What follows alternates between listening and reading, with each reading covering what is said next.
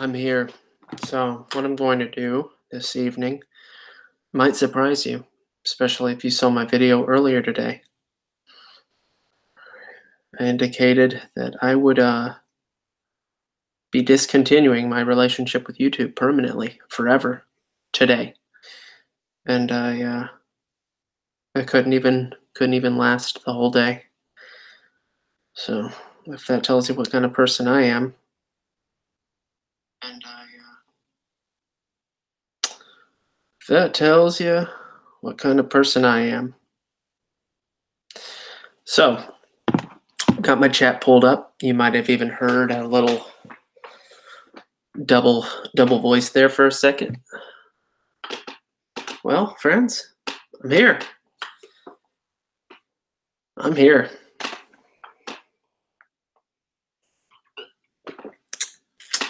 And let's see what I was gonna do. I'm gonna put it in the chat. So what I'm gonna do is I'm gonna set a goal. Okay. We're gonna go for 2 hours. Okay. We're gonna go for 2 hours. Okay, not 2 hours. We're gonna go until 10. So that's 1 hour and 48 minutes from now. Okay. And if we're gonna set some goals together. So I'm gonna set a goal, a reasonable goal. Okay. And if we can meet that goal by the end of the night, then we'll set a goal on my goal about a challenge. It has to be reasonable, has to be acceptable, but we're going to find a way to meet that goal. So I'm going to talk about random stuff, but I'm also going to, more importantly, I'm going to respond to the thing that, yeah. So let me go ahead and put this in the chat. We have a goal. I am currently sitting at, and I'm going to do percentages. Okay. Let's see here. How many decimal points are we going to go? Let's go.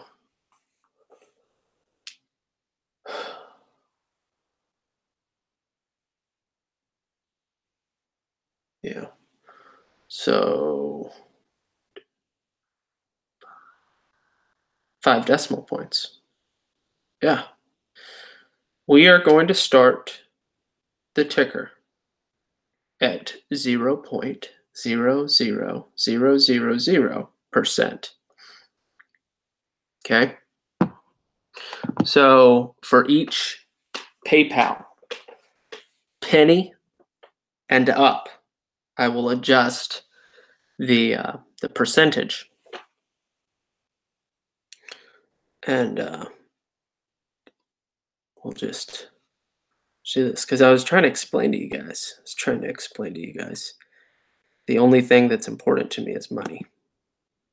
Obviously. I mean, if you haven't learned that by now. So that's what we're going to do tonight. Is we're just going to talk about whatever you want to talk about. Just give me a penny and the little monkey's going to go. And I'll sing a song for you. I'll do almost anything for an hour and 45 minutes. Welcome. Glad you're here. We'll see how many people we can get together and see how lively we can get this chat. I probably could have called this. Probably could have called this chat related to. I said I'm here, aren't I? But I don't think you can change it once you start it. I'm going to have a beer. That's what I'm going to have. So, what's the first suggestion going to be? What's my first challenge?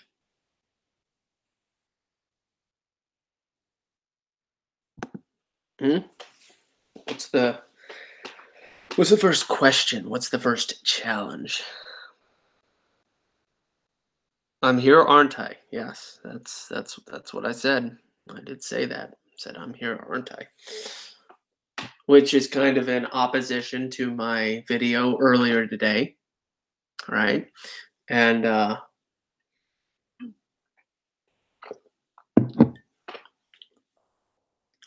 just saying, sometimes I just can't follow through. I wanted to follow through. I went to go buy that apartment complex that I was talking about.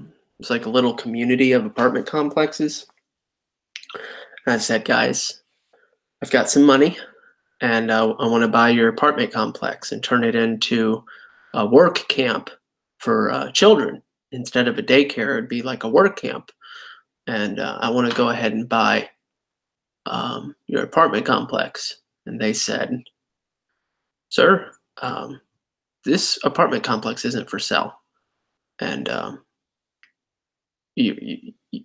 what you're saying really concerns us. And we're going to have to ask you to leave the premises. And if you refuse, we're going to have to call the police. And that never happened. I just made that up. But it happened in my imagination. So there's that.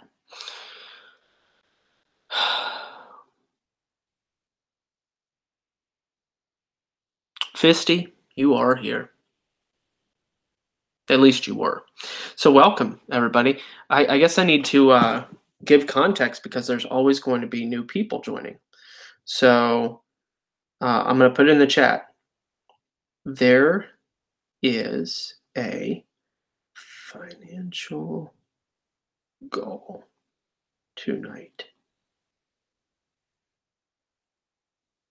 And it is at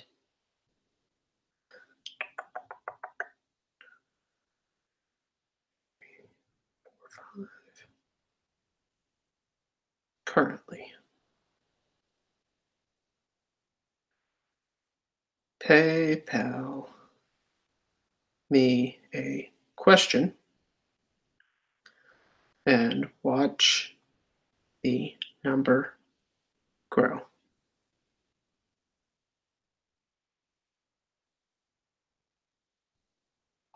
What is my goal? You will figure it out. Simple math. Simple math. So when somebody does a penny, you'll see. When somebody does 3 pennies, you'll see. And then when somebody does 7 pennies, you'll see. And eventually you'll be like, oh, I see. I see.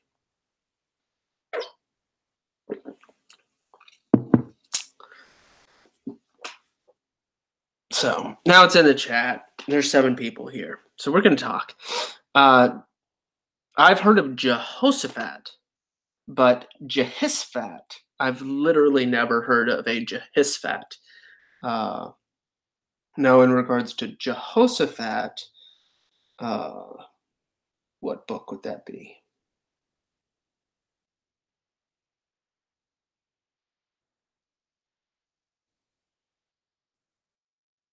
Yeah.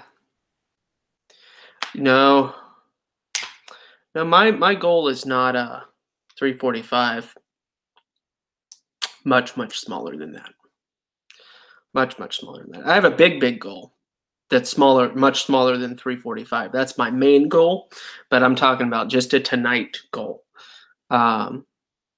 Even a penny will show up on my thing. So read the chat, and if you see me run away from the camera, that just means I'm attending to my children, because I have to do that as a daddy. It's smaller than that, but good guess. Good guess. Smaller than that. You know, I said once upon a time, somebody was talking about hiring or something, or telling me to move, and I was like, I'm cheap. I'll move right now for, shoot, I'd probably move for 40. For a salary of 40,000. If you could line me up with a home for $750 a month, and 40K, I'd move next week. Isn't that pathetic? It's so sad. Yeah, truth enthusiast, glad to see you here.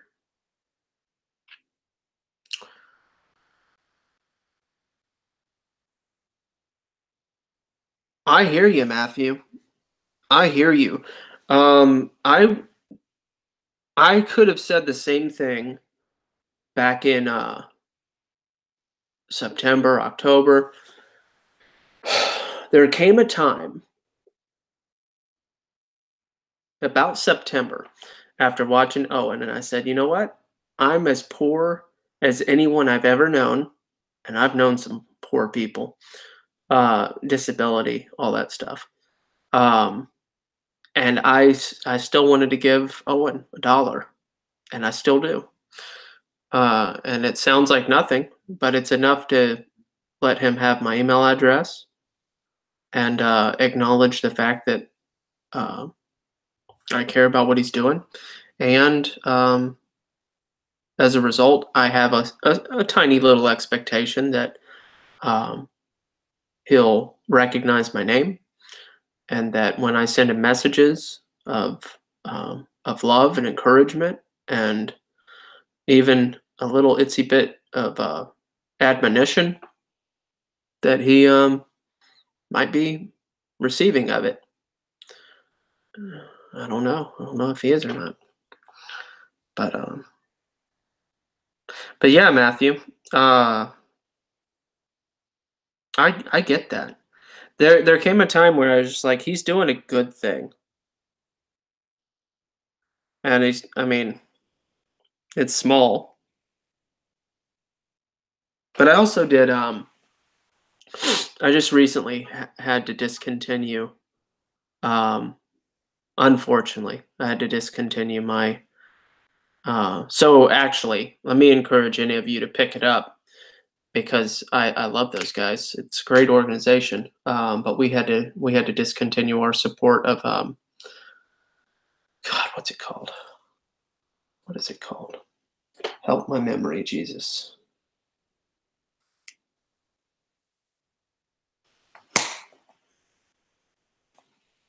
What is it called? Compassion International. We sponsored a boy in India for many years, and Compassion International and the Indian government kicked out the organization, and they could no longer support those children, which is just fascinating and sad. We loved that boy. We sent letters back and forth, and it's very sad, very sad. And then we got a boy in, which just happened to be boys. Then there was a boy in Brazil, and for the last 2 years, maybe 3 years. I think it's been 3 years now. So it was probably 4 years with the boy in India, and about 3 years for the boy in Brazil. And it's just $35 a month. But I highly recommend any of you to just go ahead and do that.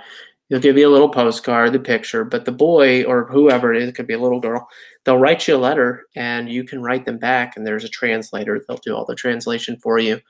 But you're literally doing the pen pal thing, and the money, you get to see exactly how the money helps and the portion, and they have a very nice percentage.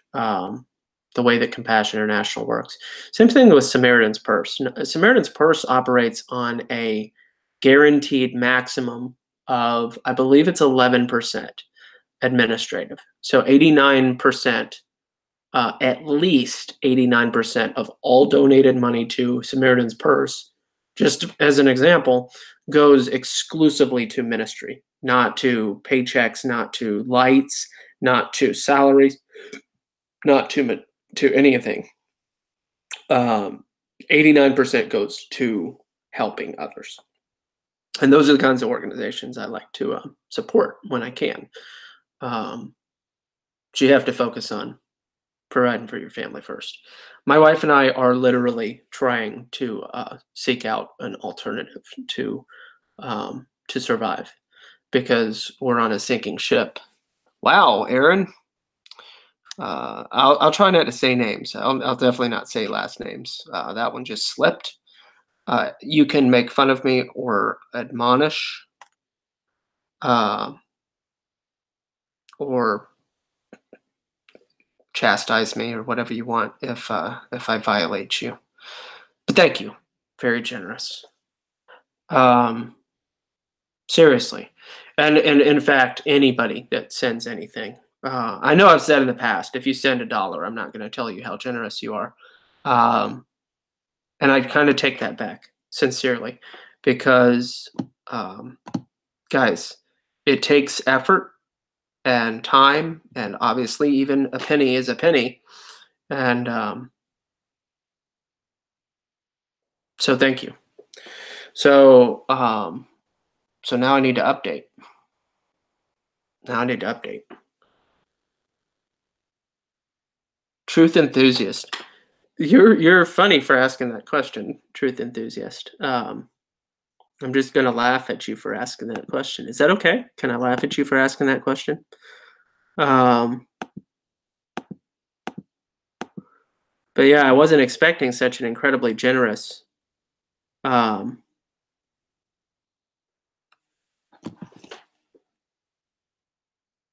I'm trying to pull it up. It was like spinny wheel craziness on me. So give me just a second. But let me go and update the goal,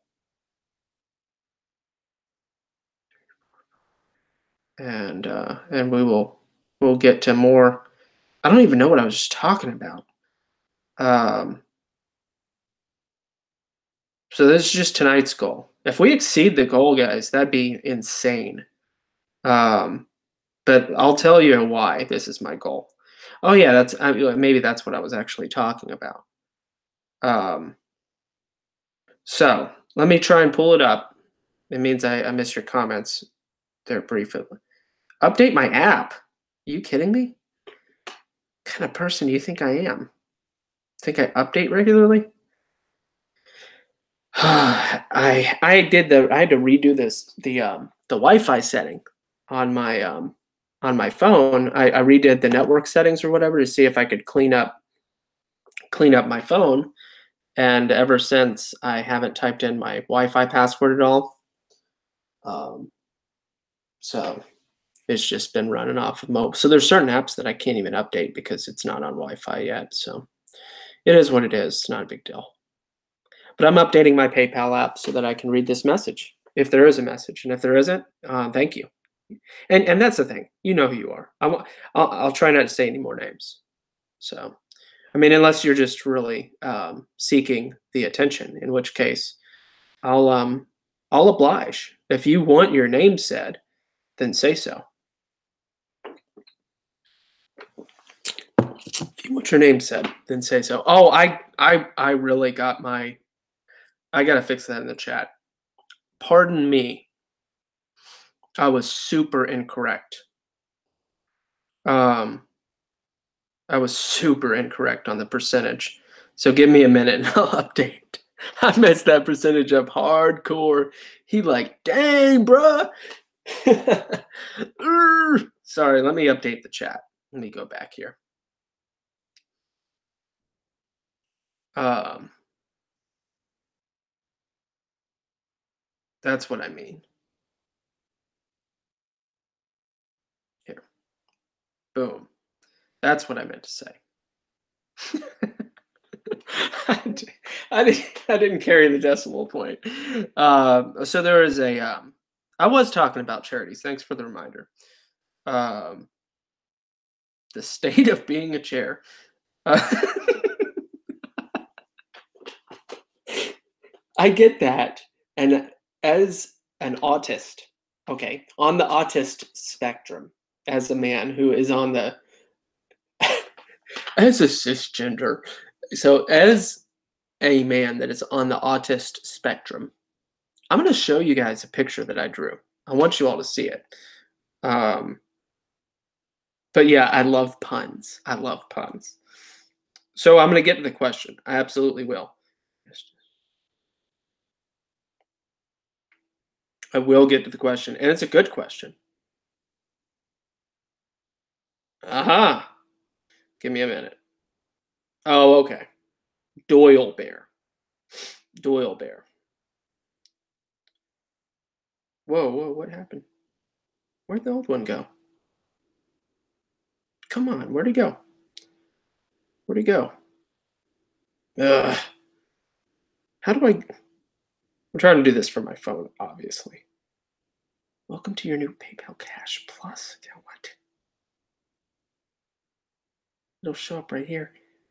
What is Cash Plus? What does that even mean? Give me a minute. I can just click on the amount. Okay. Can I explain the fallen agents that bread? Yeah, somewhat. So I've done a little bit of recent research on that. Did a little bit of reading and studying on Baruch and all that good stuff. I can explain to you what I know, and then I would actually be, I would love to, let me say it this way. I'd be honored to um, respond in kind, right? Your gift is my gift to you, um, and I could do a deep dive on that. I can't do a deep dive tonight, but I can tell you what I know tonight, and we'll put that on the queue for for chat. Not for chat, for future videos. That's what I meant to say. All right, so let me go back to the chat so that I can see comments. And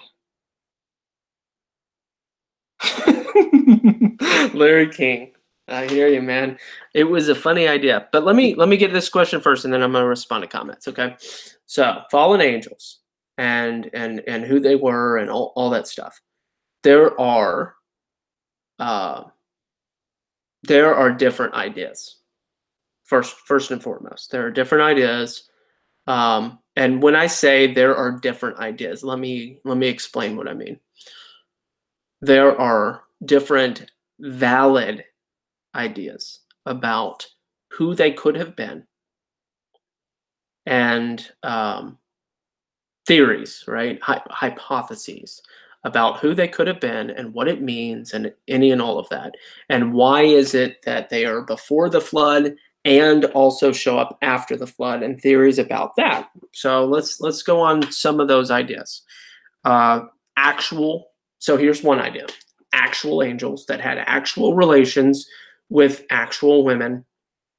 Therefore, these angels would have been male in and had the ability to procreate.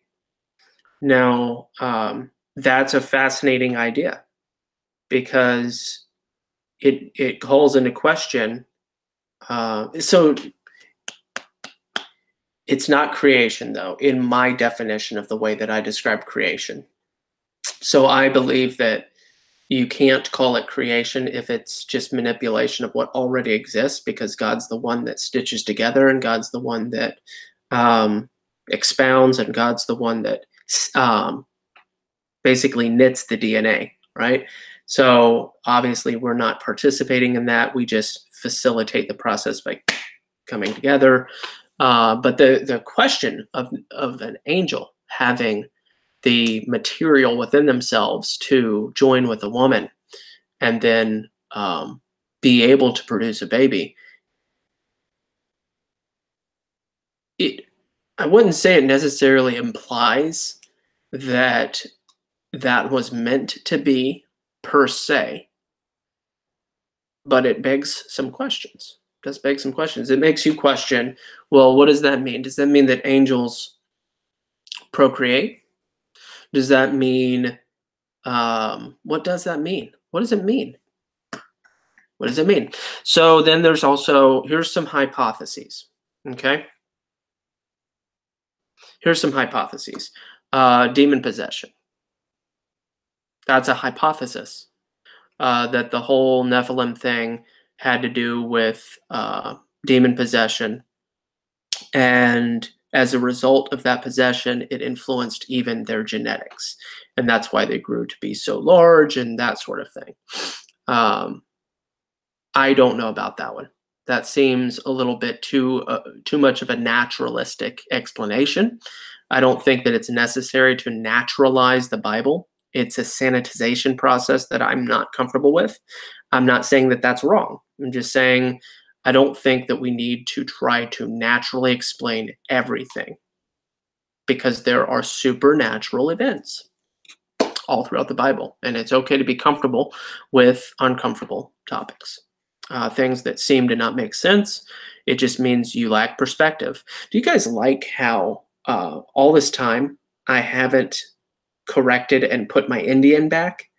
My poor Indian. And I've got the arrow, that's shooting through my head. Ugh. God. It's painful every time I lean over. There's an arrow in my head. I never really noticed that there was an arrow literally in my head. Gosh, that's why my head hurts so much all the time when I'm sitting here. Okay, let's see. There is the literal understanding that angels came down, they slept with the women. So why after the flood is one of the biggest questions. The why after the flood.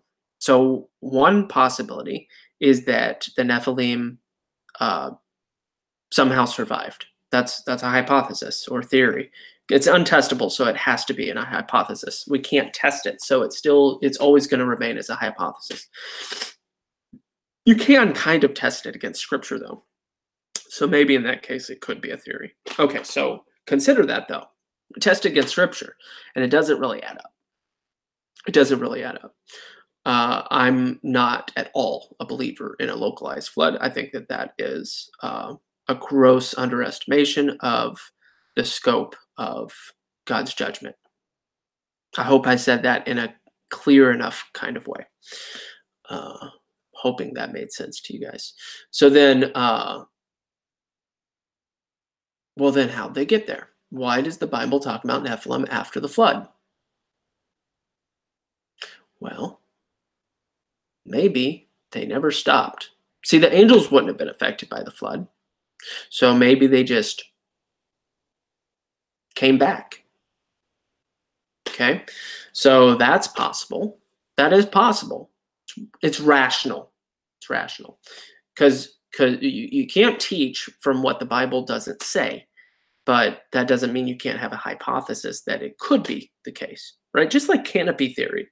Just because, it's rational. It doesn't say it explicitly, but it is rational, okay? And if you don't know what that is, that's okay. We'll do an episode on that sometime. So here's another theory. A recessive gene that one of the wives of Noah's sons, one of them, may have held the DNA of Nephilim. That's another hypothesis / theory. So I'm not sure if that was enough on the deal of your question there, but it looks like we need to update. We've got 16 people here, literally just watching me, and whoever helps here, we'll add this incentive. This is so little hat. I'm being really little hat right now, but whoever breaks the 100% goal tonight, I'm gonna invite you to this Google Hangout because I'm doing this on a Google Hangout, but so far I'm the only one here, so very little hat of me. Guys, do you have grace for me? I have grace for you, but it's not my grace. You need grace from God. So Larry King, you're hilarious. The funny thing is, there's been so many businesses that have started from the concept of a joke or a practical joke, and so it's not that absurd. It's a little absurd, but the whole exclusive daycare thing. No, I legit though. I've had this idea for a long time. It's just I made it a little spicier for the holiday today. It's not a holy day, guys. It's not a holy day. Don't take me out of context. Okay?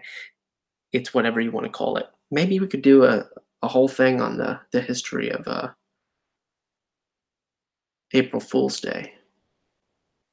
All right, so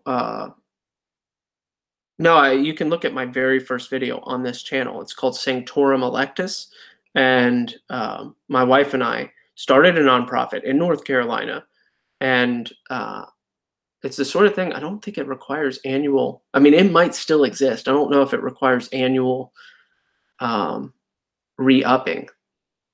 Maybe it does. Maybe it's just derelict, a derelict nonprofit. We never 501c3 or any of that. But maybe we never would. I thought that it was necessary, but now that I've learned more about that, I don't think I'd care at all.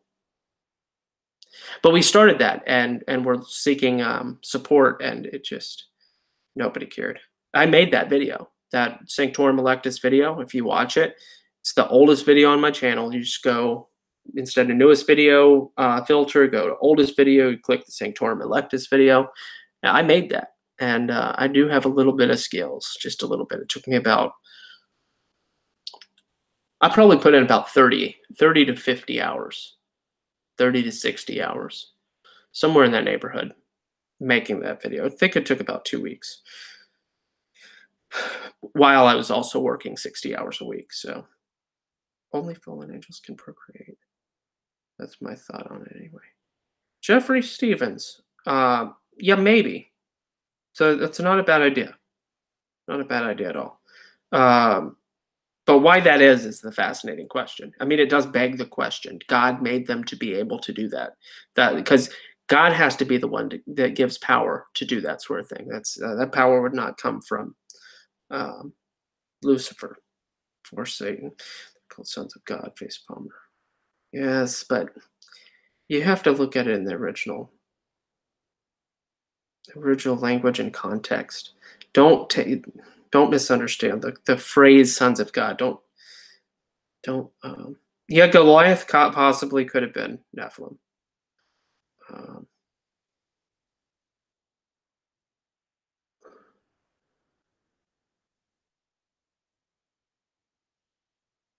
100 though, 100. Where? What's the verse reference to an actual 100-foot? What's a 100-foot reference? That's 100 foot tall. That seems. Have I heard of the Giant of Kandahar? No, but it sounds like a beautiful children's novel. I'm being a little facetious when I say that, but I also wish there was more Chronicles of Narnia and Space Trilogy by C.S. Lewis. I wish there was more elementary school, like second grade to seventh grade, second to seventh grade. I wish there was more good quality narratives for children that were on par, that weren't subversive, weren't having some type of agenda. And I listened to the entire audiobook of Dune, and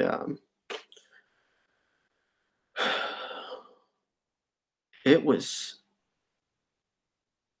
I really liked that story. But I haven't gotten into the other ones yet. I'll tell you what, Audible is extremely hard to operate if you're trying to do it exclusively from the cell phone, which I do almost everything from the cell phone. So currently we are sitting. Oh yeah, I had to redo the math. Give me a second. I'm going to redo the math.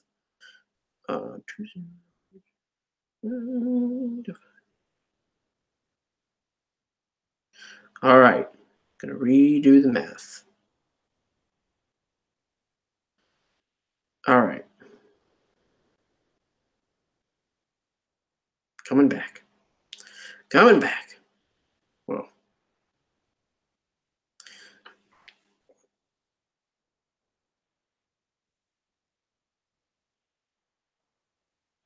We are currently sitting at this number.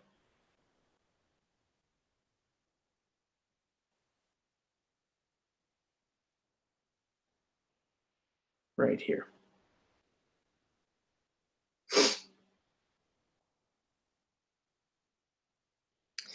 Oh, Book of Enoch. See, and I just haven't spent a whole lot of time. Um, I just haven't spent a whole lot of time in. I don't even understand. I guess I do understand what just happened mathematically.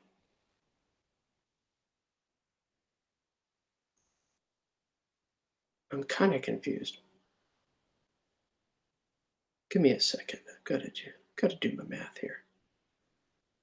Oh.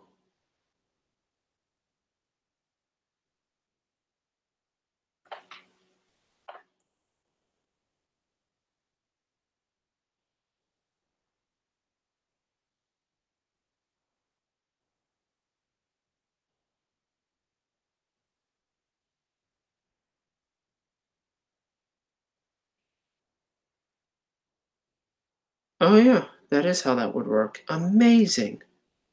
I'm just I'm just making sure I'm getting this correct in my brain.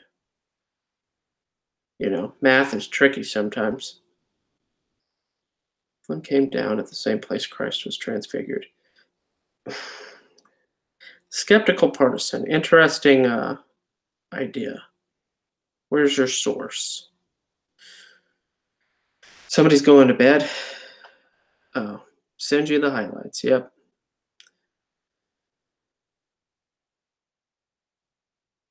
Fellowship offering with me. It's interesting. Blood on my altar. Yeah. Chickens. I don't think that those were on the list. Pigeons. Pigeons were. All right. I wanted to show you one of my beautiful drawings. So I was working at a group home. And it's dusty. It's super dusty. I was working at a group home. Let me tell you the story, and then I'll show you the picture. And I said I was working at a group home like 4 or 5 times. And one of the kids was super angry, just livid. I'm not talking at all angry. He refused to go to school, and he just sat down on the couch. And we didn't do hands-on. It was unnecessary. There's natural consequences for these sorts of things. Dude was 15. He wasn't yet 16. He was 15. I still keep up with him. Do you know how I keep up with him? Unfortunately, I keep up with him based on his rap sheet and the news articles. I'm glad he's alive. I still pray for him. But he keeps on building his rap sheet. Poor little guy. So he was really angry. We really loved him. He had such a great smile. He just had such a sad life. Lots of trauma. And I sat with him. I just wanted to it's like Trip Lee's song, Bear With You. Bear with you. I'm a bear with you. I just wanted to bear with him. I stayed 99% silent for most of the 4.5 hours that I sat with him. And I just went ahead and got a sheet of paper and my pencil. And I made this picture. I said, buddy, this reminds me of you.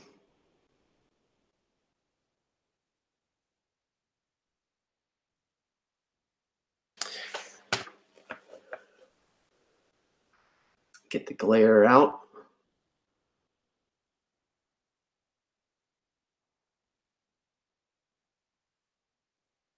So I made that picture. Got see some more close up there. It's wrapped around. It's got this big old ball, spiked ball. And then the branches. They're kind of asymmetrical on purpose. And the hot, sweltering sun ripping the tree from any possibility of sustainability. And then a pretty barren field, trees in the distance.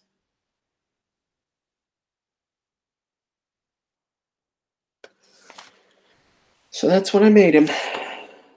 Well, why didn't you give it to him? That's a good question. Why didn't I give it to him? I didn't give it to him because he didn't want it. But we love that. We love that kid. Gosh, he's got to be about 20 years old now. It's about 2 years ago that I saw that he was getting locked up for a couple of weeks. You know, stupid stuff. Grand Theft Auto. Possession. Pretty stupid stuff. All right. I keep on hearing car doors and stuff. Freaking me out.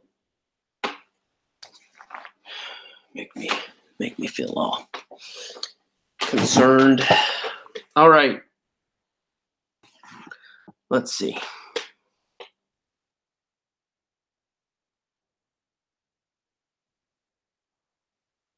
Just checking out the comments here.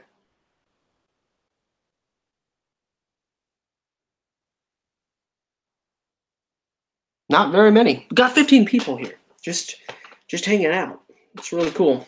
I'm not sure if anybody more exciting than myself is going to show up tonight, but let me remind the chat where our goal is and what you can do to participate. Just make sure. Yep.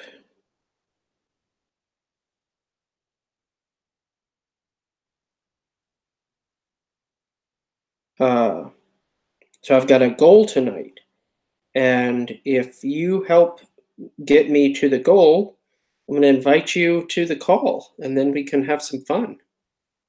We'll see what happens.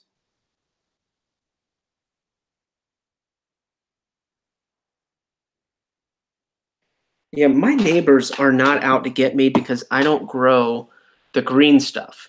If I grew the green stuff, then they would probably be out to get me. Because that's what, so one of my neighbors, that direction, lovely, just wonderful, neighborhood hero.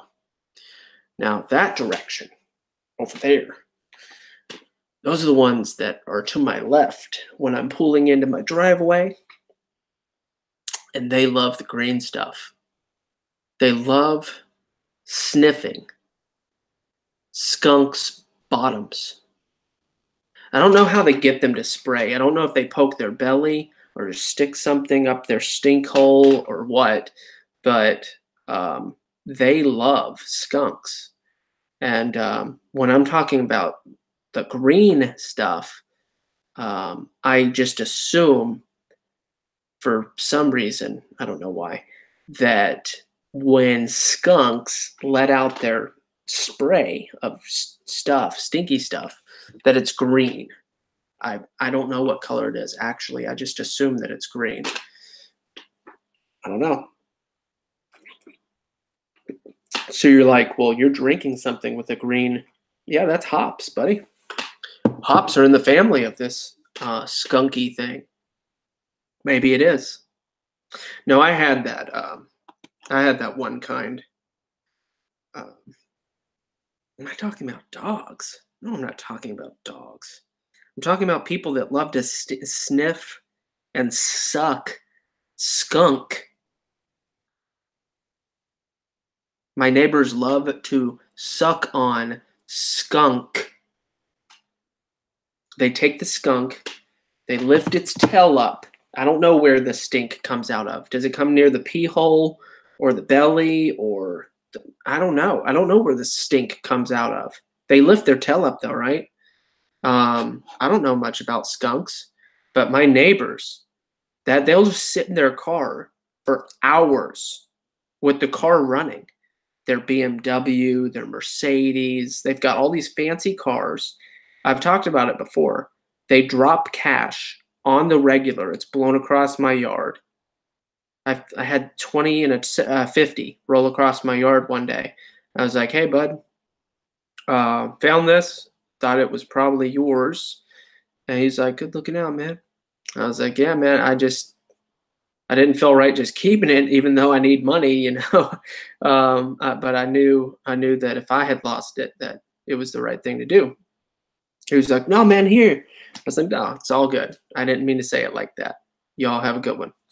That's exactly what happened. Exactly what happened. And anyway, they love skunks. And I mean, I'm not an animal person personally. I would never suck on a skunk or any other animal, but I just assume that the juice that comes out of a skunk's bottom um, is green. When people are talking about the good and dope and all that stuff, you think that they're talking about like a white piece of paper with like some type of herb inside. I don't know why they even call it an herb. It's literally they're hugging like this. It's like a white and black animal. They lift its tail up. They take it. They hold like probably underneath the legs, right, like this. Between your thumbs, you take the two legs, and they just let the skunk spray right into their mouth or their nostrils. I don't know how they do it. I'm not interested in that. I'm not that kind of animal person. To just, I know some people like kiss their dogs and stuff like that. But this is a skunk, and I know it's got to be somewhere near the bottom of the skunk. I don't know how it all works, but the people that like this kind of thing, um, it messes with their head a little. They get lazy, they get apathetic, and it affects their personality over time. It's very sad. And I'm speaking from secondhand experience.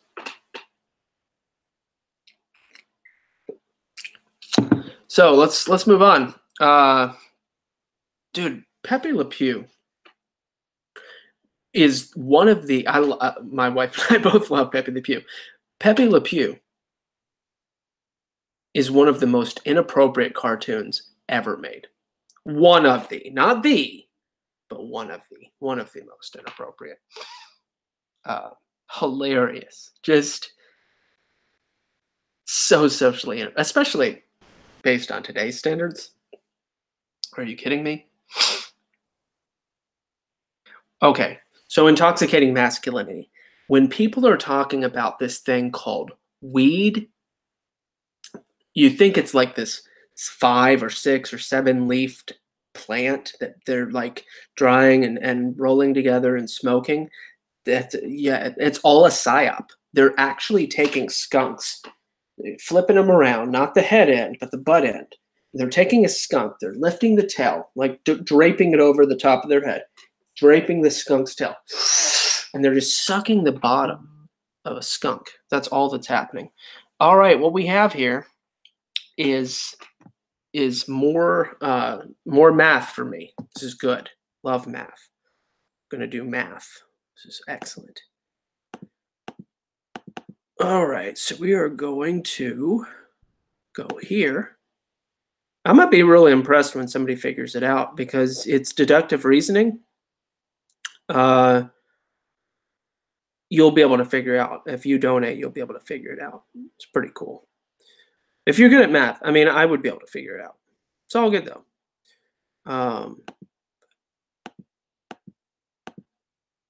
Boom. Oh yeah, this is a good one. This is good math. All right, so we are going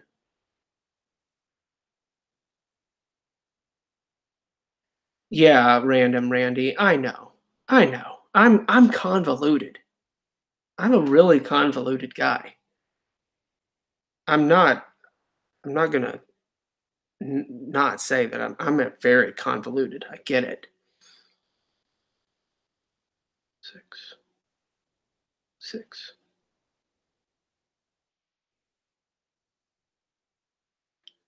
Yeah, yeah, yeah. We're only going 5 decimal points though, guys. We're only going 5 decimal points. That's all that really matters. Okay? So we're gonna go boom. That is the current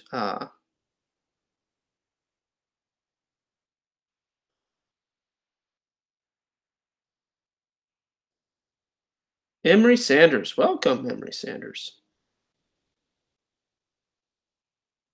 I am equating the smell. Yes, Emery Sanders. You get it. Absolutely, I am. I'm being obviously outrageous and convoluted, but I know. I'm not superstitious like that. And I'm not into Kabbalah or any of that other Gomorran activity. Yeah, 666 is a real thing. And I this is my this is my idea. Okay. You read the Bible, you make up your own mind. I am I think, I'm not even gonna say I believe, I think that the mark of the beast is going to be both literal and figurative. And by literal and figurative, I mean both actually somehow in the physical world directly related to the number 666 in not a convoluted way, but somehow directly related to that number um, by an interest rate, something that's blatant, like you can't pretend it's not there. And I'm not talking about like monster energy drinks that it's a Vav, Vav, Vav, and that's the six. And so this monster energy is 666 and it's monster. Okay, that's pretty blatant, but there's some steps there. Okay, that's like I think that the mark of the beast is going to be more blatant than Monster Soda. I think. Read the Bible for yourself. Make up your own mind. And figurative. And what I mean by figurative is something that happens not in your physical, but in your emotional, spiritual, psychological self. But both, not one or the other. So right now, I don't care about the breeds of marijuana though. I don't care if they hybridize marijuana to taste and smell like cotton candy. I don't care. I'm not interested. I'm not interested. However, watch Sunday Cool Teens and watch him vape. It's really hysterical. It is really hysterical. Sunday Cool Teens. That dude. I could be best friends with that guy. And he lives in Florida, I found out. Well, that's where his company is. So he's got to be somewhere down here. I mean, it's a massive, massive state. It's like 14 or 16 hours to get from where I'm at to Miami. Okay, maybe 12. Depends on it'd take probably 20 hours for me to get there with my family. Uh, it's crazy. It's crazy, crazy. So we had like 16 people, and I'm losing some of you.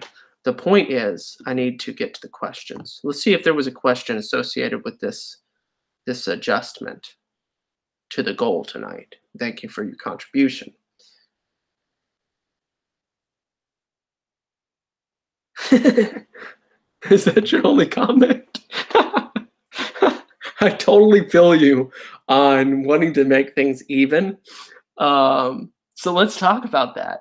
Um, let's talk about that. I know you didn't ask for it, but I'll say your Facebook name, or not your Facebook name. I'll say your bear name. Is that fair? Give me permission. I don't want to just. If you don't want recognition, I'll. I'll not do that. Do I have permission to say who you are? PayPal dot. I'm sorry. PayPal.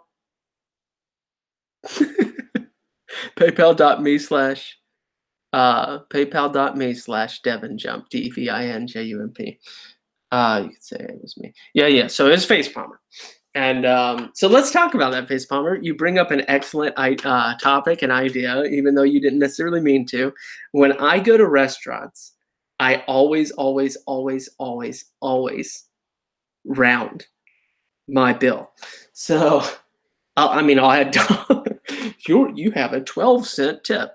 So let's say it's $27.32. Let's say it's $27.32. And I'm like, okay, it's $27.32. I could give them $2.68, but $2.68 is my way of saying you really messed up. And this is your consolation for not just like spitting on my food. So that's what a $2.62 tip means to me. So let's say it's $27.32. And I mean, that's kind of a Waffle House-ish kind of deal, right? So $27.32. Well, with a family of five. Obviously, if it's just you, then it's $10. But I mean, and I do that too. Like when I went to Waffle House all by myself way back in college, it would be like $4 and something. I was just like, here's 10, it's whatever. At that night, I think I was there for several hours. I had a crisis when I was in college. A dude was threatening my life with a gun. And I spent like 4.5 hours at the Waffle House because the situation was being handled by the sheriff. He was a sheriff, but he was also like associated with the college. And I was just waiting for that to be resolved. They confiscated his gun, actually. He had some issues. He said he was gonna F me up with his gun, with his what do you have? He had a Glock. I don't know. It was sad situation. But anyway, that was a night that I tipped $17. It was like I had ate like $3, $4 worth of food, and I tipped like $17, something like that, $16, $17. So anyway, when I tip every single time, I never have an uneven number. I always round up plus the dollars, whatever dollars I want to give. So if it was $27.32, I would probably do $5.68, probably. And I know that's not extremely generous, but proportionately. Okay, let's say you make $20 an hour as a household. You make $40K. Proportionately, that would be like you. That would be like you leaving a $12 tip or a $15 tip on a $27 tab. That'd be like the tab being $27 and you being like, well, here's 40. Well, actually, more like 45, proportionately speaking. So it's fine, though, if you want to criticize me. Hey, Liam. Yeah, man, listen, I look at people on Vox, on Dr. Michael Brown, the video. And by the way, guys, leave me. You all can all leave right now and go watch Dr. Michael Brown's video that he did on Owen. Guess what?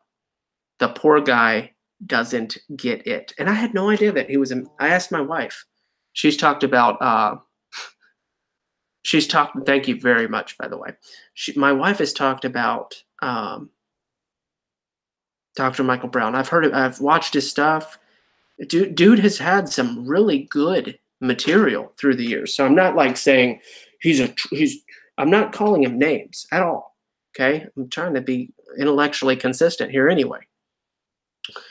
But he really got Owen wrong, and it's a little sad. And I had no idea he was a Messianic Jew.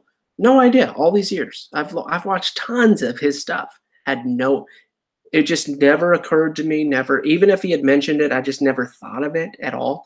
It's fine. It's fine. Like Pender, Steve Pender, he's Messianic. It's fine. You get it, okay? But he didn't get Owen, and he's very confused on the subject. And I left what I believe. And if you go to Dr. Michael Brown's video on Owen Benjamin and you click on Dr. Michael Brown's pinned comment or his comment or whatever, and then you go through, look for gospel there. And I believe that I left a good retort. And then I didn't troll, but I kind of went through all the comments, and it's going to get tons of views. The dude only has he has way more subscriptions than me, but he doesn't have nearly as many as Owen. And his average views on his videos seems to be like 2,000. So that's going to be, that video is going to get way more views than any other video. He's going to be like, oh. And I hope that he doesn't take the bait, because part of the bait is, oh, that was fun. I got tons of views on that video. So I definitely need to do more hit pieces, obviously. And I mean, I recommended for you guys to check out Wretched. And I need to always give a disclaimer on Wretched. The dude is brutal.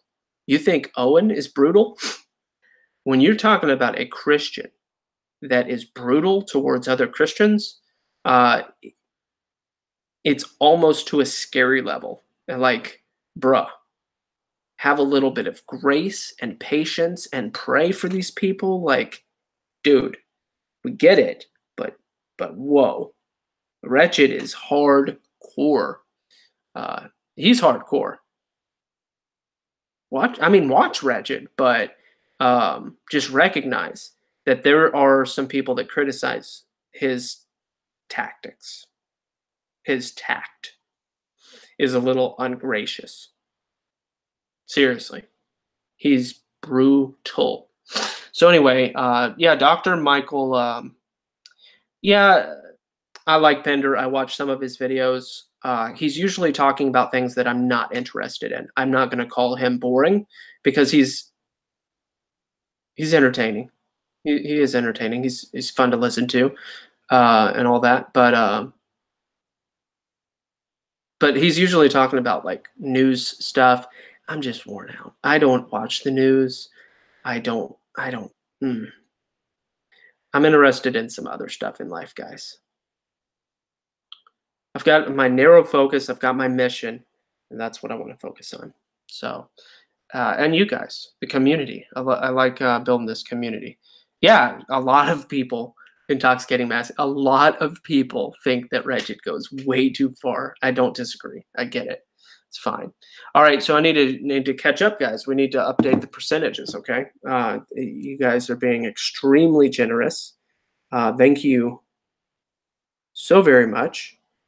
I need to start like keeping a little note thing. I've got a pen, and I do have paper, fancy paper. So we're going to start keeping a little note here.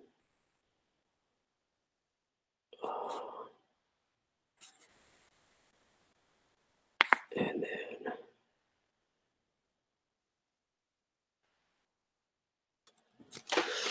all right, I'll be back to the comments in just a minute. I've got to pull up the app here.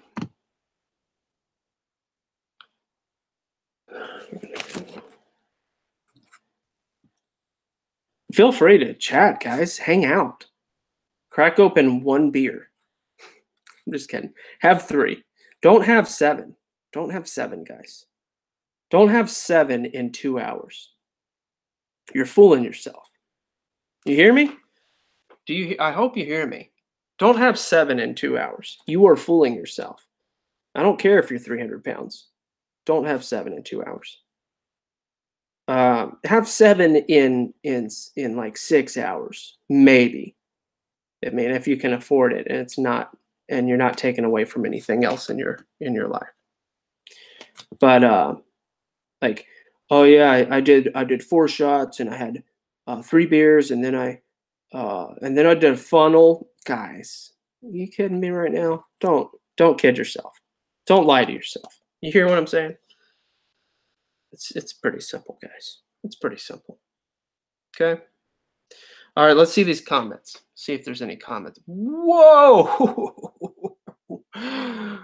Whoa! That's really long. Now I see. I didn't know they could be that long. Now, if that's what Owen is looking at when I see exactly what's going on. Here's what I'm going to do. So this is what I do. I take screenshots, and that's how I like save stuff. Okay. So I will just bear with me, guys. Have a chat. Okay? Listen. Do this right here. Do this right here.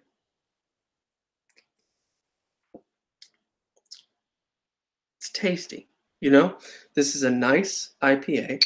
I only want one. Apparently, it's 12 fluid ounces, which seems so weird to me. I don't understand why it's not 16. Why don't we do 16-ounce beers? But it's 12. Okay. And it's an 18 point. I mean, it's an 18.2. It's not an 18.2. It's an 8.2. It's an 8.2. It's very nice. I like the IPAs, guys. All right, so here's what we're gonna do. I'm gonna read this. Just have a conversation. I can't see your comments right now. You're gonna watch me, but don't watch me. Just chat, have fun, talk to each other. And I need to post. But while I do that, you can chat about this. I'm gonna update the number. Okay. So we're gonna go boom, boom, boom, boom, boom, boom, boom, boom, boom, boom, and excuse me. All right, there's my number. Flip over to the chat. Put this in here.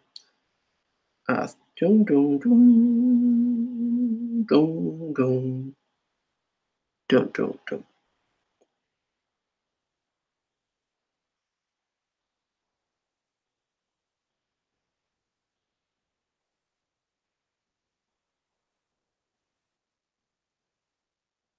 Boom. And boom.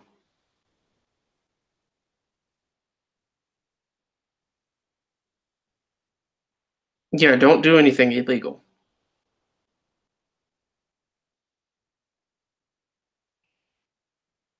Yeah, don't all of you.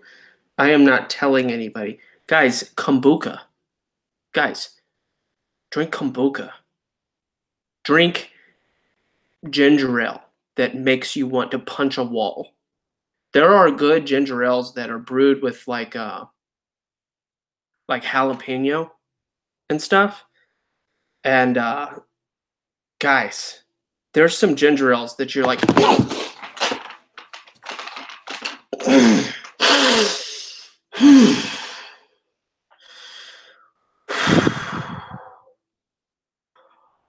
whoa.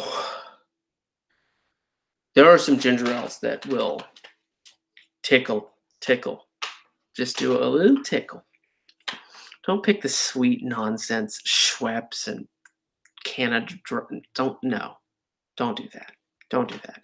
If it says 60 something grams of sugar, guys, 20, 25, right? Not 60.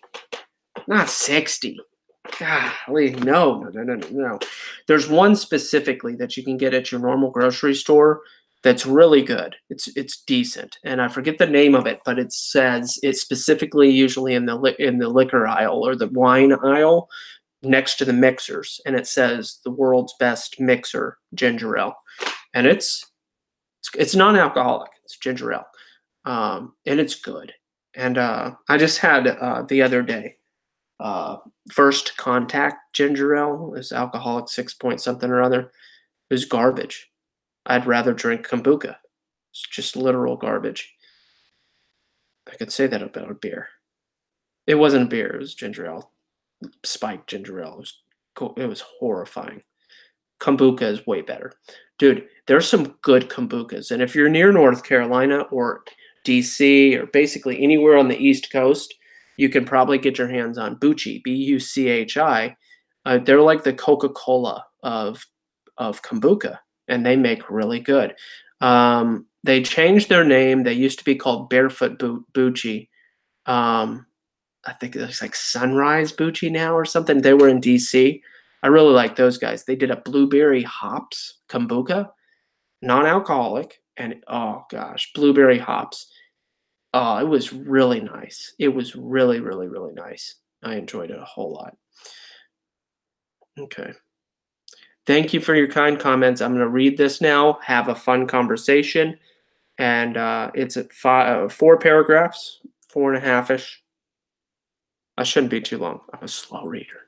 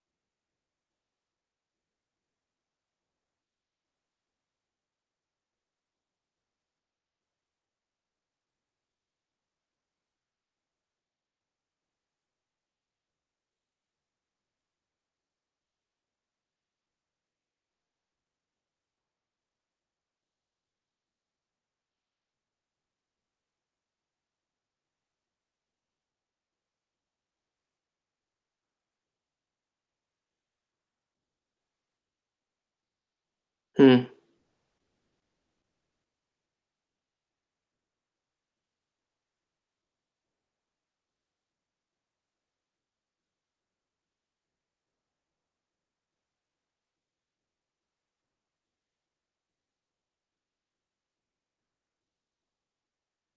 Thank you, by the way. I'll update momentarily.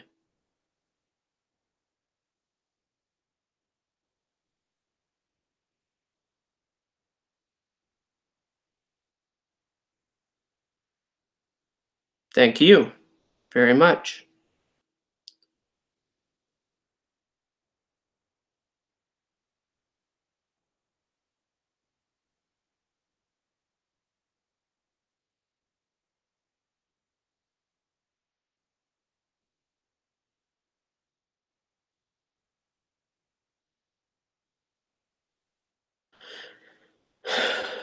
Um, yeah, that's really insightful. To the one that sent a nice, generous gift. That the long comment. You know who you are.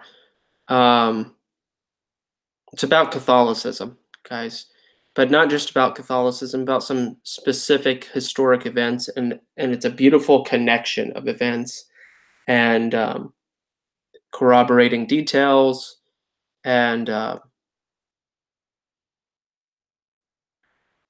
this isn't gonna disappear. I saved it as a photo on my phone, and I will. I'm gonna do a lot more about this. Owen's stuff has generated a lot of folks from the Catholic faith have come to find Owen, and as a result, there's just a lot of Catholics or people that were ex-Catholics, whatever. And for that, um, you know, I know what the fundamentals are. I know what the essentials of the faith are, but I also know that not everybody. Anytime that somebody thinks that they have it perfectly just right, is probably when they're getting it wrong. Okay, once you say my denomination, my group, has it perfect. You're probably wrong. That's going to be the point that I would make. Does that make sense? I hope that makes sense. So I got some catching up to do. And I'll update the number here momentarily. We're getting closer, guys. We're getting much closer. We're over the 1/3 of the way mark, and we have, according to my goal, we have 35 minutes left. But I don't have to go in early tomorrow. We can make this work. Let's see here. Go to this one. See what this comment was. You know what? That's not a bad idea. So so one of these generous folks said maybe we can have the kids make the tiny hats to sell at our Work for Debt program. Not a bad idea. In fact, if I had to be a historian, if I was a historian, I bet I would already think of some prior examples of little children making those tiny hats. I bet there's a lot of places where you could find little children making those little hats because of the hand size.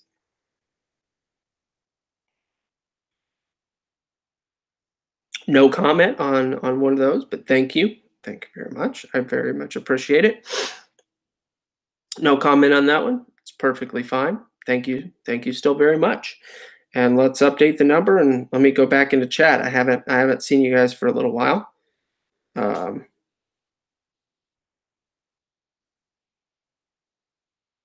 Face Palmer, you are on the right track. You just need to put your decimal in the right place.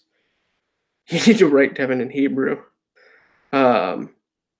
Don't know why it's not showing up as a link. Are you putting the HTTPS:/? I mean, I'll try and put it. I don't know if ps://paypal.me/Devin Boom. I don't know if that's a link. To me, it doesn't look like a link. It's not blue.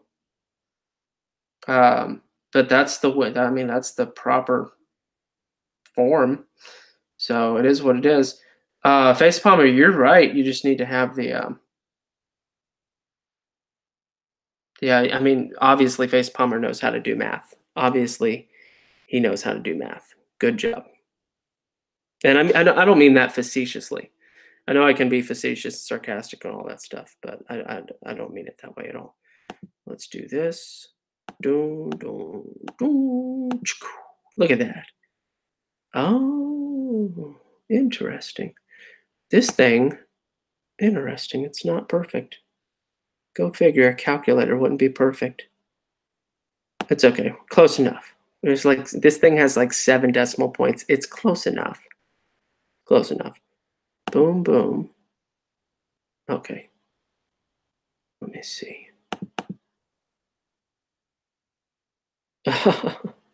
Somebody's getting funny. No, that's not funny. It's close though. Why did that go dark? Oh, because I wasn't hitting play. I need to hit play. Why does it keep expanding? Go vertical. Boom, boom. Y'all are seeing me struggle here. I'm like super struggling. Okay. Let's see here.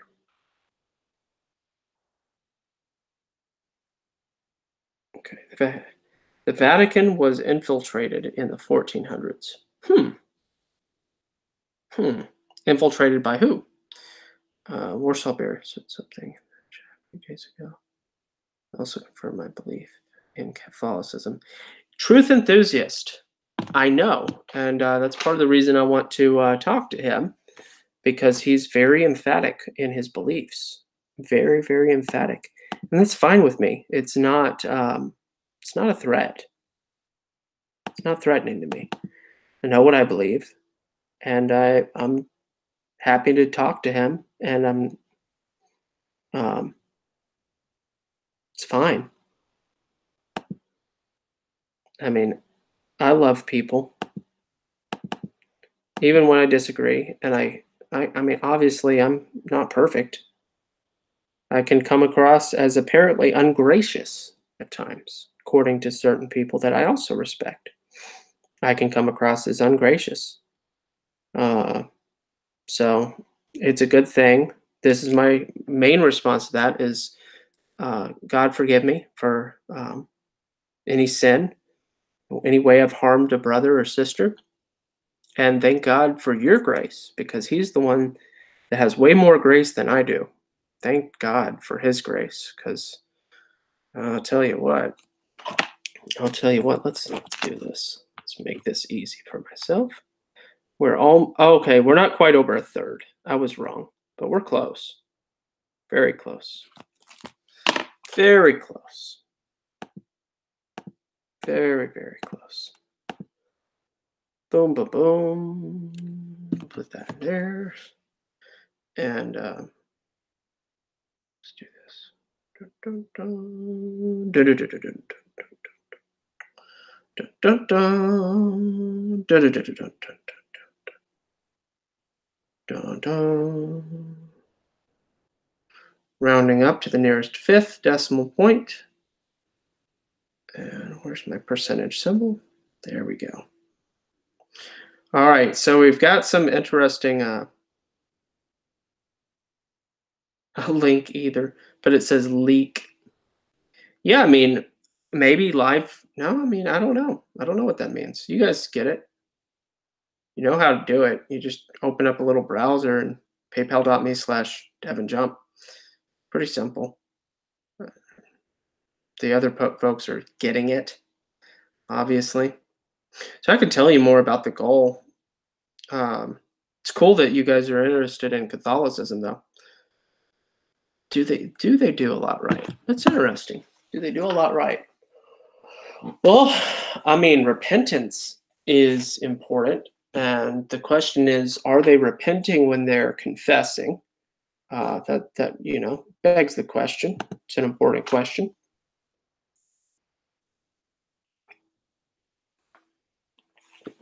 I'll tell you what, Protestants aren't very good at and maybe this is a gross overstatement. I've been in a lot.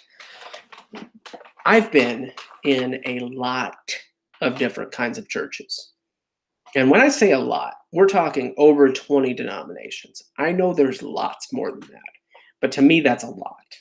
In my little life, that's a lot. Over 20 different denominations I've been to, at least. So, anyway, categorically different. We're not even talking about flavors. Okay? So,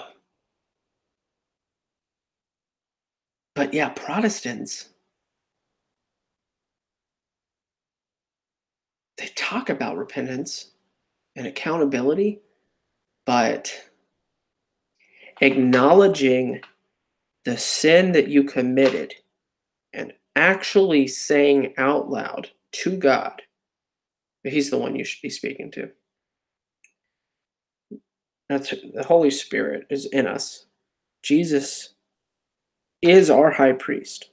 And that's obviously where we disagree between myself and a Catholic. Well, not all Catholics necessarily. Some Catholics, maybe some of them believe that you can talk to Jesus and you don't need a priest. But I don't know. That's why I want to talk to Warsaw Bear. So, but yeah, Protestants don't, in general, in my experience, this isn't fact. I'm not saying statistically proven. Just based on this is what anecdotal. Anecdotally, they don't do a great job. Well, you're just projecting. No, I mean, guys, you don't know me, but I acknowledge my sins. And I do confess them. And I really, really, really, really try to repent actively. I want I want to please my Father in heaven. I do. I love him. I'm thankful. I'm overwhelmed by his amazing, awe-inspiring holiness, and I'm overwhelmed by just the discrepancy between me and him. But yet he connects us in two different amazing ways. And here's what's really fascinating. We're created in his image, and that's a connection that's profound. Just you're not going to get it until we're seeing him face to face. For those, I mean, everybody sees God. Not everybody gets to spend eternity with him.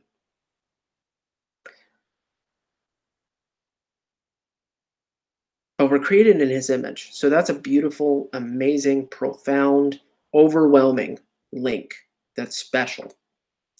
And then there's another one, and that is the Holy Spirit. That is the helper that is within us. And that's another special link. So as distant and different and holy and set apart as God is, he's given us these two extremely profound ways that we're connected to him. And that, I mean, that should bring joy. That should bring trembling. It should make you feel like, God, wow, you are so great. And you're so awesome. You are so holy. We should be blessing his name. We should be praising him nonstop. We should be acknowledging his beauty, his amazingness all of the time. There's never a reason not just be in awe of God. Never a reason. God, you are so amazing. Wow, there's a Category 5 hurricane headed my way. God, you are so awesome. And I know you are good. And I may lose everything. Thankfully, there's not a category that I know of. It could be different in about 5 months. But thankfully, that's not the case right now. But you can still recognize and acknowledge the perfect holiness of God in the midst of any trauma. Don't be afraid to acknowledge the awesomeness. And I mean that word way higher than it's used. The awesomeness of God. All right. So let's see what's going on in chat. Not seeing any orange. Raymond, I saw you deleted your comment, Raymond. But that's the funny thing about when you guys comment. Where's my comment? I haven't posted a update in a while, have I? I think, yeah, we're still at the same. I'll double check. Double check. Last time I checked.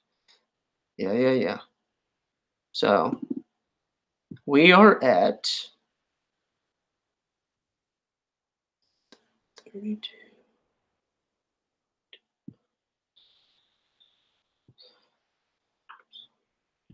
Right? Is that what it was?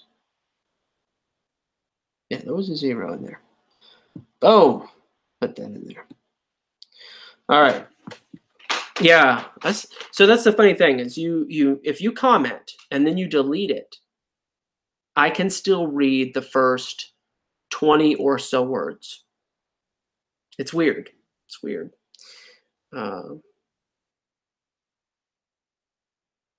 It's weird because I used to get emails with updates.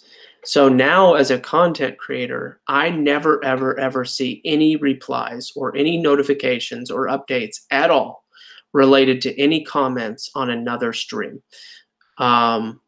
I only see notifications and updates related to my own stream. So if I go comment somewhere else and somebody replies to me, I'll never know, not in a million years.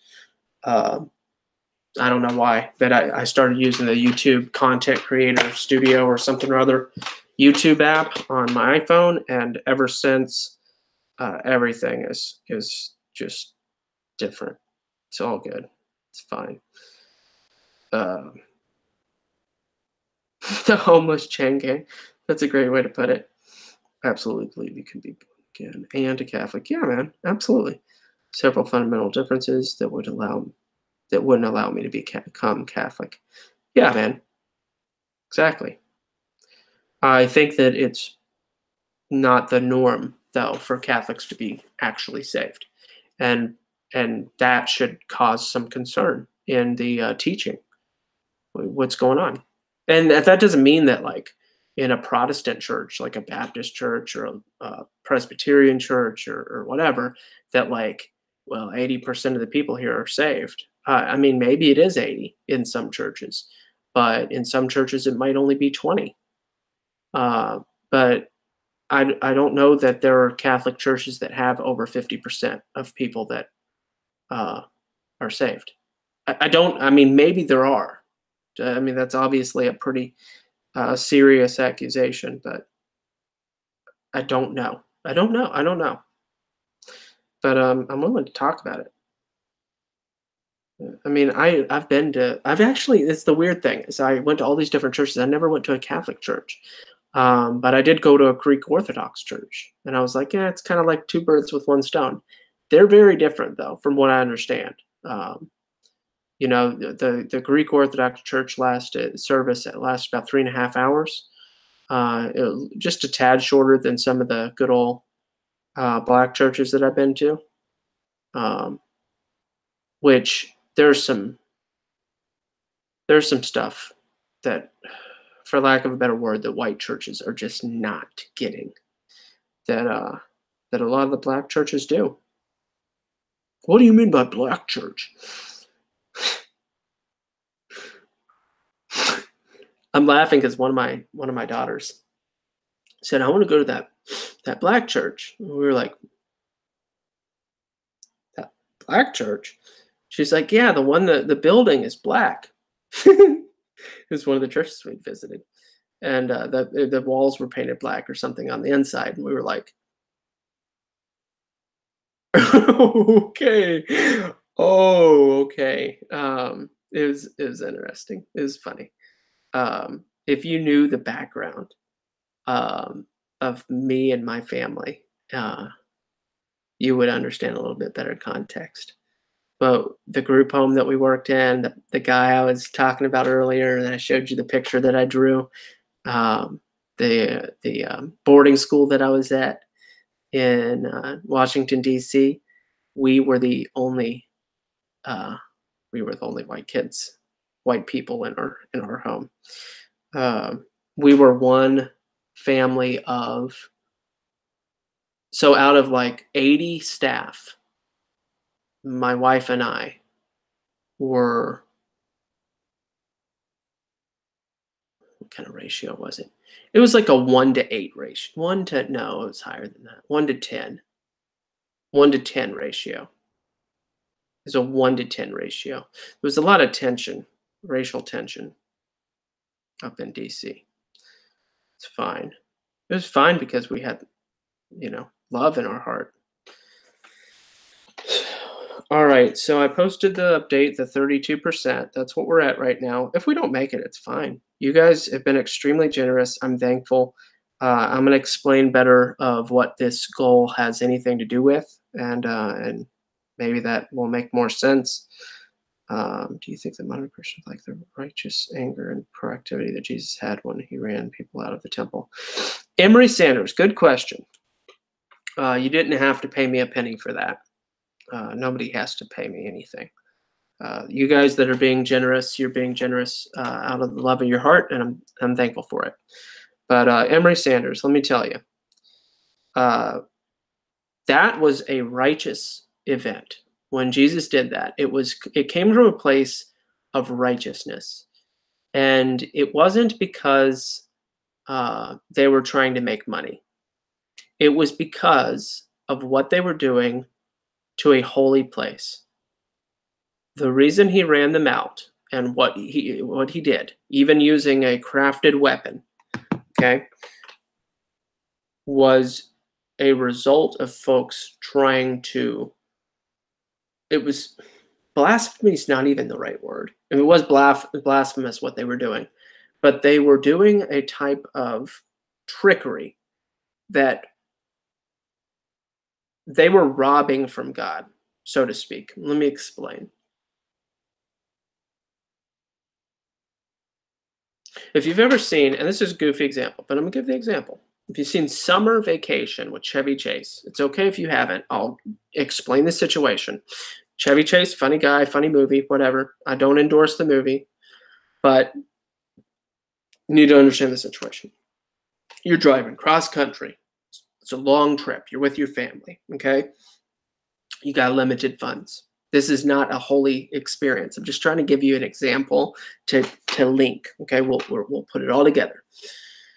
Driving across country, you're with your family, got limited funds, and you lose your tires. Your tires all pop, and you're at the mechanic, and the dude has 7 teeth left, and he's like 384 pounds, and 4'8", and I don't know, whatever. I'm just trying to paint the picture here for you, okay?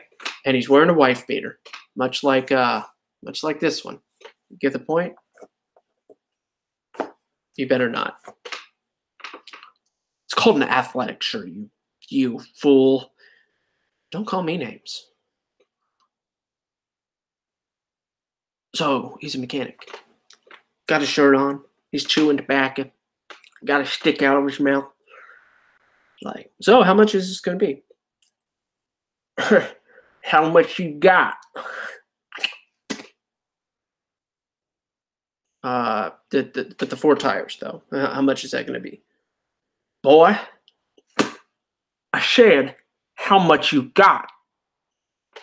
And he just opens up the wallet and gives them all the money. But I want you to paint, now we're going to go back to the temple. And what you have is somebody that has, let's say, $100 to their name. Okay? They have $100 to their name. They're, let's say, hypothetically poor, just hypothetically. And hey, I'm here. I need to give a sacrifice to God, my sins. This is the only way. And they're like, oh, okay. Yeah, I see that cloak of yours, and I see you have like 3 rings on. How much money do you have? Oh, I only have $100. Okay, well, for you, we can do 85. We'll do 85. We'll do it for you because it's you. We like you. It's fine. Here's your animal for your sacrifice. And then the next guy comes up. He's got like 7 rings on one hand, 12 rings on the other hand. His coat has lacing and all this embroidery and all this fancy stuff, right? And he's like, I have sinned and I need to sacrifice to God. They're like, oh, yeah, you absolutely do. Well, we have this. Oh, yeah. We have this really nice calf right here. And some doves. Okay. We can make a package for you. So how much money do you have? Oh, you have $17,000. Well, we could put something together. I mean, we're not going to tell you this. This is the secret. We just sold this guy the same thing for 85. But for you, we'll take 15,500 because we're going to extort you because we know you're rich. And then, the other cheating. Anyway, are you getting the point? They're just extortion, and it's usury. Maybe usury might not be the right word, but it seems like it should be the right word. I don't know. Are you getting the point?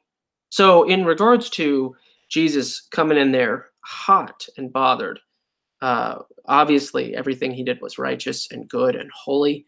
And when we use an example, we try and use that as a metaphor for how we need to treat a situation. Be very careful about using that. I know that's what the example that he used, that Dr. Michael Brown or whatever used about Owen and all that. And he's making fun of it or whatever. I watched the video. It's just whatever. But even Owen, everybody needs to be careful when we use that example. It is a good example in times where action is necessary. But let me explain when action is necessary. It's when you are keeping holy what God has called holy. Okay? It doesn't mean that, well, they're coming to attack my family. Well, yes, you need to protect your family. Okay? But that doesn't mean you go and attack everybody that's like that person because this bad thing happened to you, or whatever. It's conflation, that's out of context. So what Jesus was doing was righteous and a punishment um, for folks extorting in the temple place. They were desecrating the temple.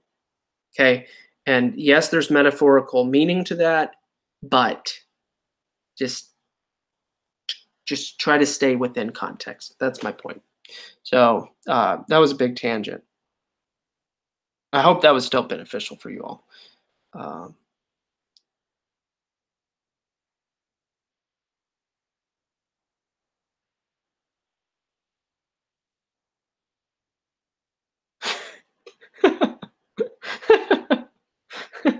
Raymond, I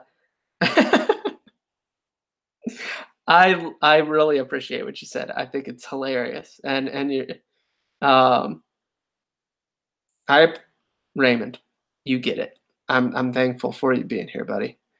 Um, of course, his righteous anger came from his perfection. You get it. Yes. Doesn't mean impossible, but yeah, that's why I mean be extremely careful when you're talking. But it doesn't mean about passivism. That doesn't mean we're pacifists. We should be activists. We should be very active in proclaiming the gospel. That's our job. Uh,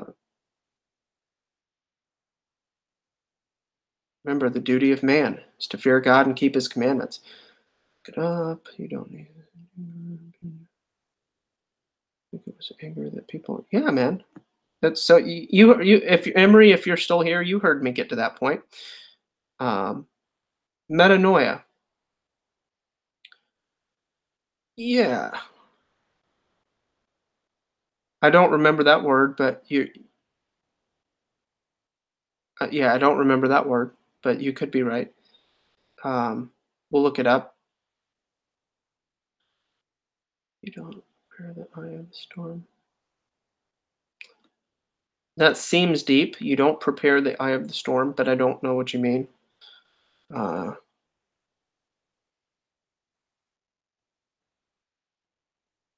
he was angry, Fisty. It's clear. It's clearly indicated that he was angry. However, the Bible literally says, "Be angry, but do not sin." It's possible to be angry and not sinning, especially when your anger has to do with the holiness and righteousness of God and someone that is. So, for instance, if you're in a church and somebody is saying something about, for instance, let's say that somebody says that. For instance, if you visit a Jehovah's Witness church, which I do not recommend, okay, I did that. I had been a Christian for many years at that point, enough to know that I was going to be okay. But let's say you go to one of those places and they're like, Jesus is a created being, blah blah blah. They're usually not that blatant in telling people the things that they believe, but let's just say, um, well, in that case, you can stand up. You can say, "You are a liar, and you are teaching all of these people a lie. Jesus was not created. Jesus was in the beginning with God, and all things came into being through and by him." And you can be angry that someone is lying about God. That's okay. Okay? But your anger shouldn't, if you're like, "I'm about to kill you because you said that," then your heart's on the wrong place. But you should be angry at the lie. Not hate the sin. No, I'm not going. Not that. But you should literally be like, no, this is a lie, and lies.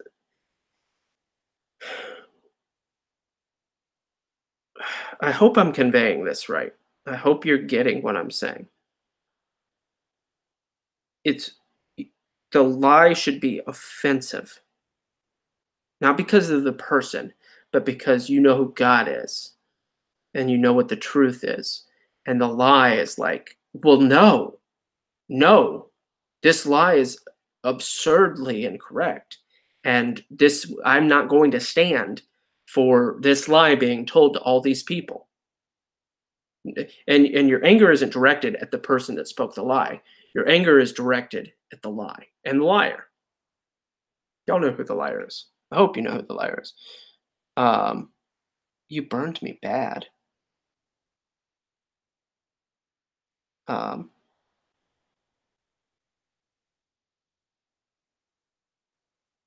oh, so with my April Fool's joke, I got you. I got you, bro. I know, man. I know it was rough. It was rough.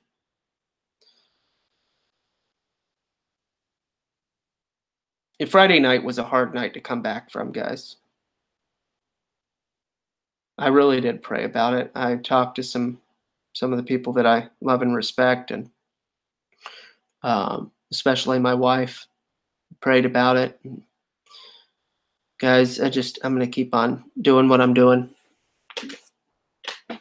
sharing love with you all, sharing the truth, learning together, showing that I'm not. I have so much to learn, and I want to learn with you, and I want to give, I want to help, all that good stuff. So I don't think we'd be holy enough, but I think the action's just fine. What do you think about Jesus turning over the trading tables? Fisty, you. I talked all about that. So the timing, it, it's almost 10. So, um, Emery Sanders, do I think Jesus? I've already talked about that. Fisty, yes, Jesus had anger. Anger is not sin. You all are confused. No, no, no, no, no. You must have been watching too much Jesse Lee Peterson. Okay. Jesse Lee Peterson doesn't use the Bible, and Jesse Lee Peterson is a false teacher. And I'm not angry at him. I want him to be saved. And that might sound weird to you. He doesn't use the Bible. Okay. You need to understand the Bible, not just somebody that sounds really good. Okay. You should, especially if you've watched Owen, you should know by now that there are lots of people out there that sound really good, convincing. It's called being specious. I learned that word from Fox Day, who sounds good. I'm not saying that he's good or bad. You should test everything according to scripture. What I say, what Vox says, what Owen says, what Jesse Lee Peterson says, what Jordan Peterson says, what Steven Crowder says, what John MacArthur,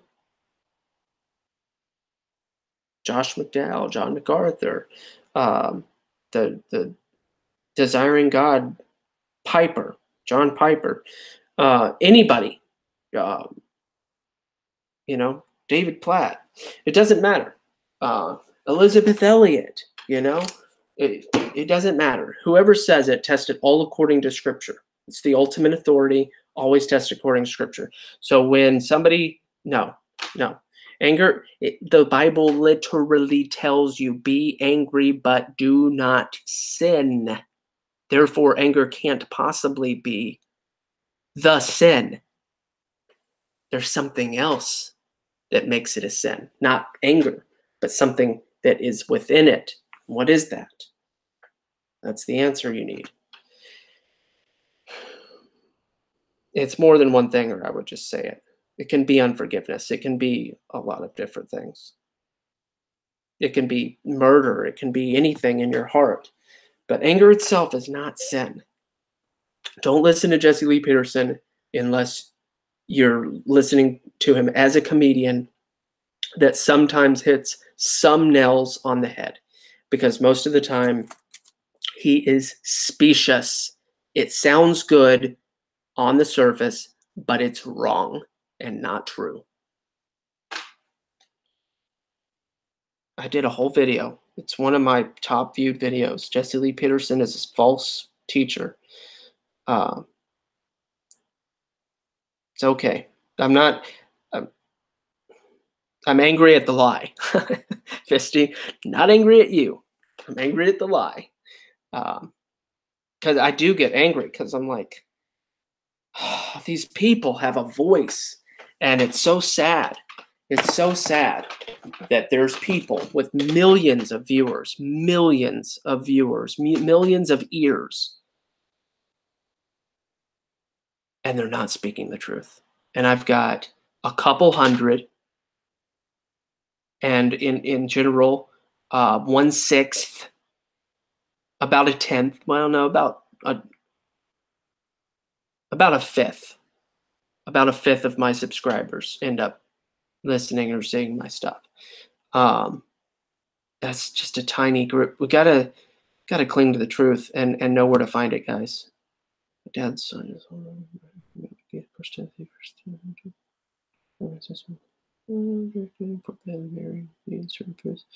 Listen, guys, I had a really lovely epiphany today regarding the law. I think I'm going to stream on it tomorrow morning. It's good stuff. So it's all about the law. It's good stuff. I'll talk to you tomorrow morning about it. Follow Jesus' command to love the persecuted. Have a much more significant effect than anger would. Absolutely, it would. Anger's not. Anger's an emotion. It's a secondary emotion. It's a response. Okay. It's not even a primary emotion. Some of you don't know much about emotions and these sorts of things. And I'm not saying that in a condescending way. I'm saying it because I'm coming from a place where I've studied this stuff for years. And I just have a different perspective on it. So, not being condescending. Um, but emotions are not evil. Jesse Lee Peterson is a liar. It's plain and simple. And why did maybe you weren't even thinking of Jesse Lee Peterson, but anybody that says such a thing is, that's obviously what comes to mind, is because that's one of the things that he tries to teach on constantly. And he's wrong. He's wrong, wrong, wrong, wrong, wrong. Um, I'm trying to get through these comments.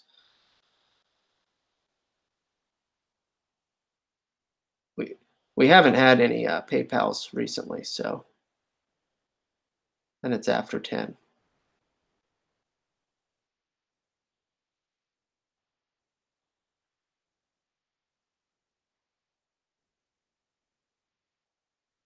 Yeah, that's right. If anger is your first response, it might be a self-control issue, but it depends on what your actions are associated with the anger. And you need to question, like my 3 questions that I give you guys. Is it true? Does it matter? What can I do about it? Those are my 3 questions. And that can, if you feel angry, you can ask those questions in relation to just your anger. Is this true? Whatever you're angry about, does it matter? Is it important in the realm of God's call in my life? Is this important? And then what can I do about it? That's your 3 questions. I'm not saying it's Christian. Staunchly defend, never be the aggressor. It's interesting, Raymond. You're a man that's careful with your words. I've noticed, Raymond, and I respect that because I try to be very selective with my words. So when I see that somebody else is along those same lines, I like that. I see your comment that I'm lagging really bad. Well, I'm maybe just wearing my computer out. I'm not noticing any of that lag necessarily, but not saying you're wrong. But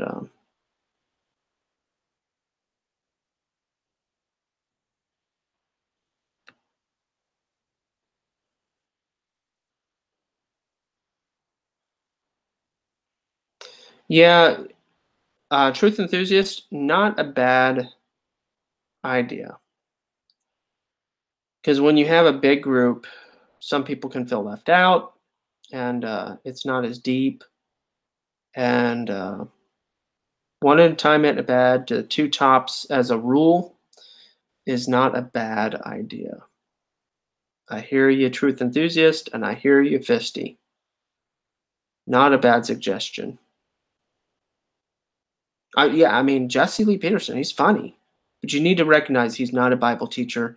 He's not a man to seek truth from, just a comedian. He doesn't know that he's a comedian. He thinks that he's telling you the truth. He thinks that he's right. And he really, really thinks that he's right. He doesn't think he's a comedian. And there's some good that he's doing. But I'm really afraid of, dude, Mark Driscoll is on the walk of sanctification. He's repented. Um, he's trying to repent. I think that he got tempted by, I've seen it in other pastors' lives. There was a pastor that I knew personally that had a similar situation where he was like, I have this opportunity to make a lot of money. And it's like The Ring. That's what the Lord of the Rings is powerful because it's like The Ring. So it's when a Christian thinks that they can do something with what has such potential for evil, but they think that they can use it for good.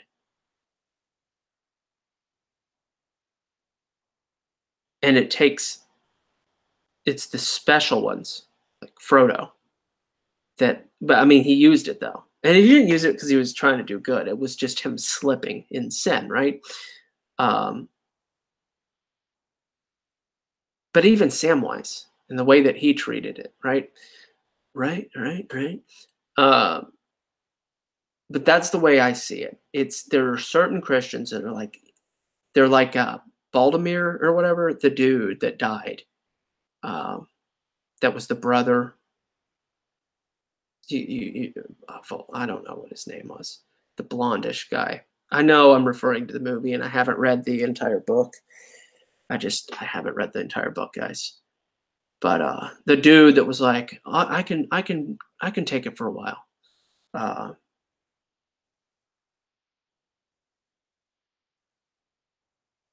he thought he could do good with it. He thought, man, what good we could do with this. And that's where you mess up. If you play with fire, you're gonna get burnt. But like people say this stuff, but they joke. Like I just did with my voice, right? You have to take it seriously. So that's my point on that. Uh,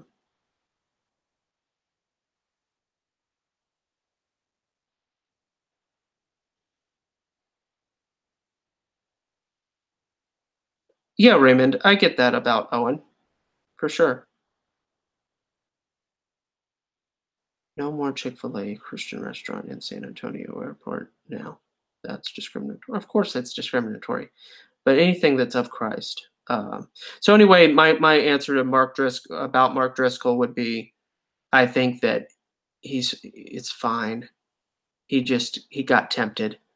He thought he could do something.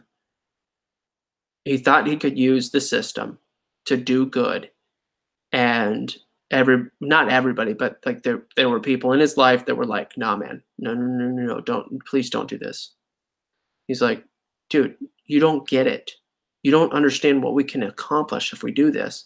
Regarding his book and using the New York Times bestseller list and inflating the numbers and all that stuff, right? They're like, no.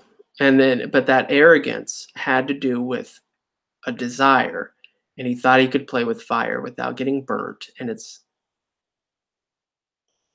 you just got to be humble. The answer to that is, I mean, we all need to be humble, but for him, he just needs he needs more humility.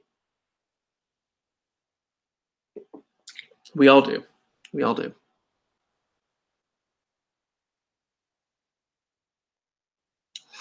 Donald Trump is.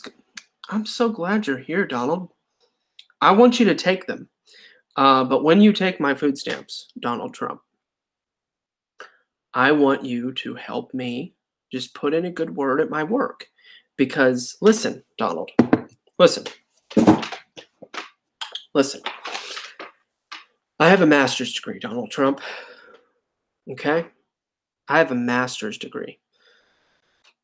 I have a 147 IQ, and I have tangible, physical, provable evidence that I have saved the current company that I work for no less than $48,000. 56. Let me correct that number. 56. No less than.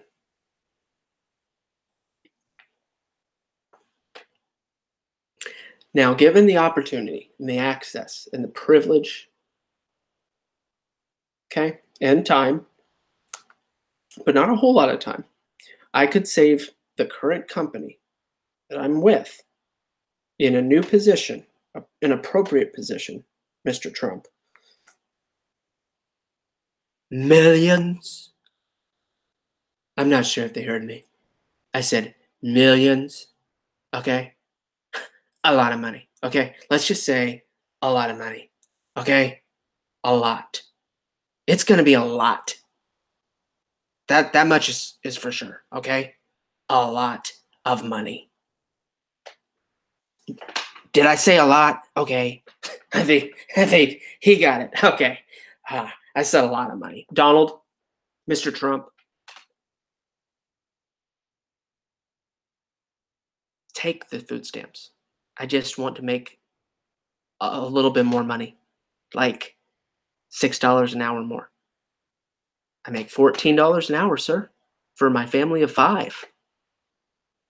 Okay? I'm asking for like 40K to just, I don't care about excess. I just want to basically scrape by. So let me get into, I'm glad Donald Trump came here. I'm so glad Donald Trump came here. What a privilege and honor. I don't really care that much, but it's nice to give a little message to the president of the United States. It's fantastic. But please do. But just put in a good word, because I don't want to have government assistance at all. At all. I get it. Okay? I want to be independent. However, if you took that away right now, instead of having 2 months to survive, I would only have 1 month to survive. I have a fiscal cliff in 2 months. And in 2 months, I will no longer be able to buy food or pay rent or both. Okay? So I'm trying to get a new position, trying to upgrade from contractor to real worker and get paid a regular, normal human salary for a family of 5 based on skills that I have. Anyway, so thank you for listening to that, Mr. Trump. Appreciate you. Appreciate you being here. Uh, I'm out, everyone. I'm going to start to tune in more. Emery, glad you visited. You're probably gone by now, but oh, for sure. I sure hope he makes all the way back. He has special gifts. Intoxicating, he does. He does have special gifts. I agree. He had a special way of putting. But so did Francis Chan. And Francis Chan may or may not be off the deep end. May or may not be. According to Wretched, nearly off of the deep end. Nearly. But Wretched is harsh, and, I don't know. I don't know, guys. I don't know. Thank you for welcoming me into your chat. I was a 13th viewer. All passionate.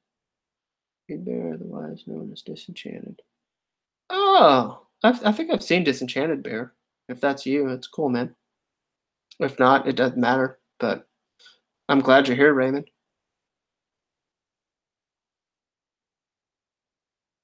That was huge. Totally huge.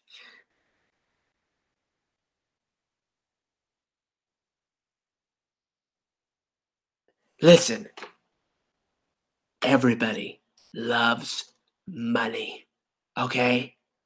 Everybody. So you could talk to me. Listen, I'm just a realist. Everybody loves money, okay? And I'm gonna make everybody a lot of money, okay?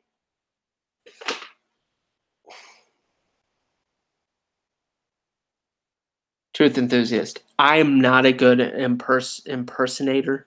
Okay, I'm pretending to be Trump in my pathetic way. So it is what it is. If trolls are coming, um,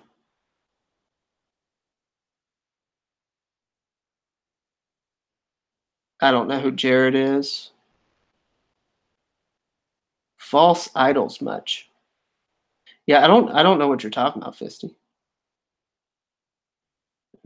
Hopefully you know that I'm joking about the Trump thing. Donald Trump literally came to the chat. You don't want me to take a moment to talk to the president of the United States if he comes to our chat? It was the president of the United States. I see him all of the time, everywhere. YouTube must and Google must not filter duplicate names at all, because I have literally seen on just there's Donald Trump is everywhere. I mean, he is a clone. I'm just kidding. I don't believe that, but there's a dude that totally believes it. I watched the dude. He's dead now, which is, he was old though. He was old. He was old. You're like, it took you 2 hours to nurse that. Yeah, guys. I still got 1/8. 1/8. I'm not saying there's any significance to that number, but I've still got 1/8 left. All right, so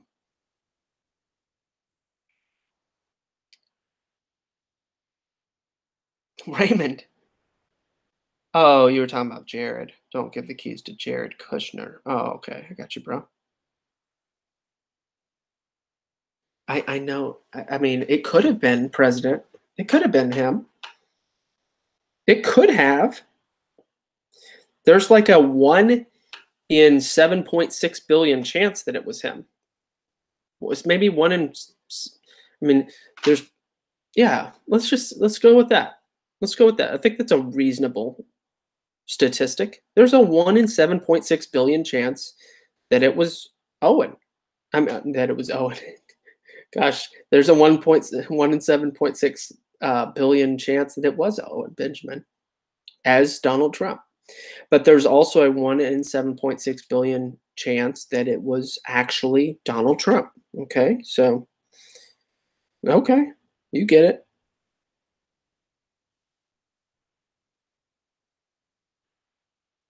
It's the last time. Dude, I'll drink a warm one. I'm not, obviously.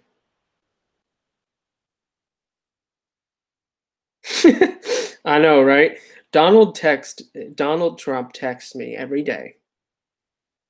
Every day. Okay, almost every day. Here, let me show you. I'll read some of the text that he's sending me from 80810. It's his cell phone. It's his personal cell phone number. He has less digits because he's the president. 80810-10 to be precise. He says he even knows my name, guys. Sharing this with you. It's pretty, I mean, hopefully he won't get mad about this. It says, Devin, we're sending the final list of 4x matching donors to President Trump. See, he refers to himself in the third person, though. That always confuses me. But I'll keep on. In 3 hours. Make sure your name is at the top. Contribute here. Bit.ly. 2HQP0SO. And then before that was like Trump alerts. It's like, again, that third person reference is so weird. The first end of quarter deadline of 2019 is tonight. It's time to support President Trump and crush fundraising records. Donate now. Bit.ly 2FCVNG. or Q. I don't know. Let me come back to the chat. See what's going on up in here. See what's going on up in here.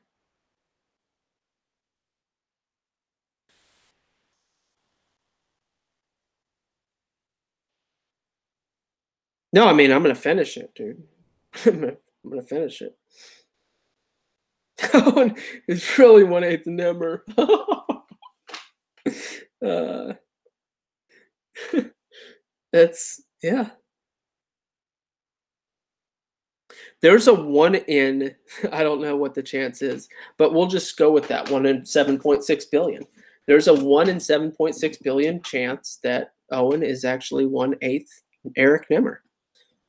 Um, the chances might be higher, they might be lower. Who could really know?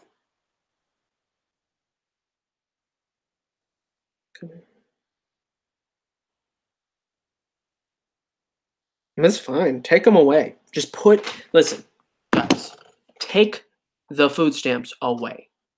That's fine. Just put in a good word. I don't want to be on them. Okay, I don't like them. It's horrible.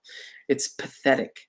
Not like, "Ooh, woe is me," but like even the amount of it's not even sufficient. It's it's supplemental. Yeah, it is. Yeah. It's barely supplemental. Yeah, thanks be to God that we're not starving. My kids eat 3 meals. I've started to eat 1 meal, and no, that's primarily for health reasons. Does it help save extra leftovers? Yeah. Um, but I've started to try to eat 1 meal, sometimes 2 meals. 2 meals is my max daily, and then on the weekends I'm eating like 1 meal. Um, but anyway, it doesn't matter. Yes, take them away. Take them away. I don't want any of the I don't want Medicaid. I don't. I've been yeah. Poor, like you know how little you have to make in order to qualify for Medicaid.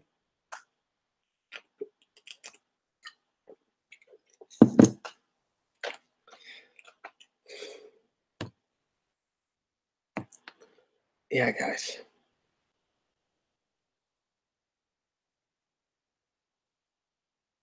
Darky in the woodpile. I don't know what that means. It sounds metaphorical for something kind of creepy. So okay, so let me go back to the goal. Make sure that you guys understand what I was doing tonight and why it was even at all a little bit important. Um, Let me repost the current goal for the night. That's where we're at.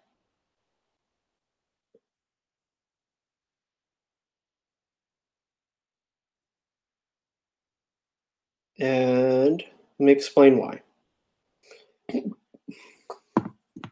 Okay. My wife and I have been hunting for an alternative way to survive, another way to make it as a family. We're currently living in I think, about 950 square foot home. Might be 1,000, might be 1,000 square foot. It's it meets our needs. We're thankful, but it exceeds our ability to sustain life. We would need to be down to an overhead. I obviously need to make more money either way, but if we could get our expenses down to $200 or $300 a month instead of not, so me, me. So for instance, if we could live in an RV park with an RV that we owned and paid even 400, yeah, let's say 400 a month uh, for the water, electricity, and the lot and all that. At $400 a month, that would reduce our living expenses by $800, and that would put us down instead of $1,800. That would put us down to $1,000. So an overhead of 12,000 a year, and that would then allow us to be able to afford food. Um,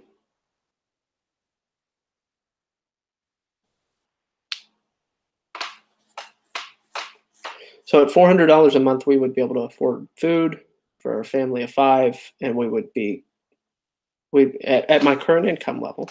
And obviously, the issue is trying to get a better job and all that good stuff. But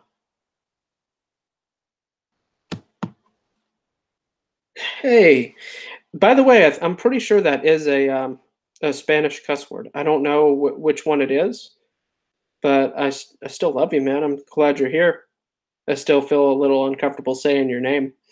I know some Spanish. The one fun word, it's not fun, but it's kind of funny. Cállate, you know.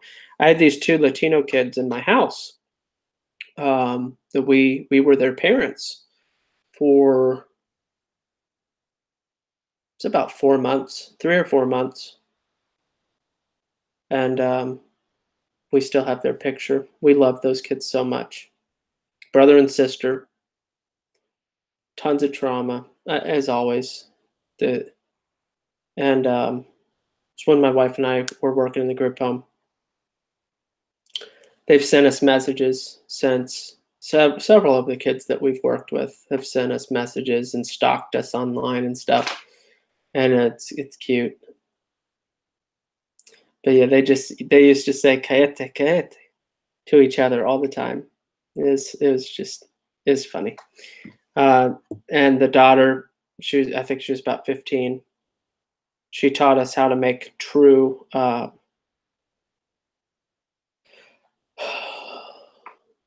tamales. It was okay, so it might have been tamales, but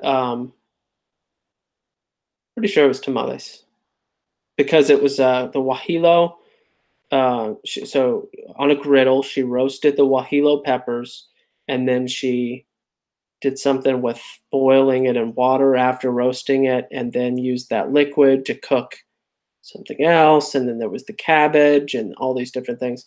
Um, and we bought the actual Mexican sour cream, which was like super salty. And we had a true Mexican dinner as a household, and it was just a love because I love to make when I was doing the group home when we were running it.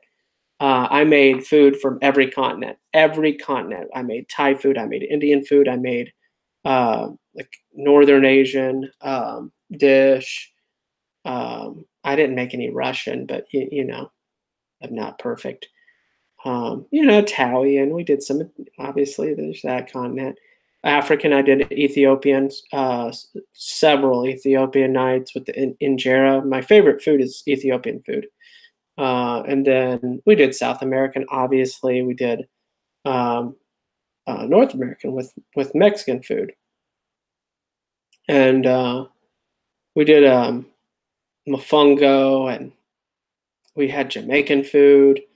Guys, we just had a lot of fun. It was a lot of fun, and then it went downhill, and wasn't safe for my family to be there.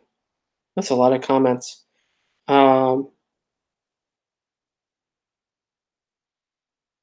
Hold on just a moment. I'm gonna just try and catch up here.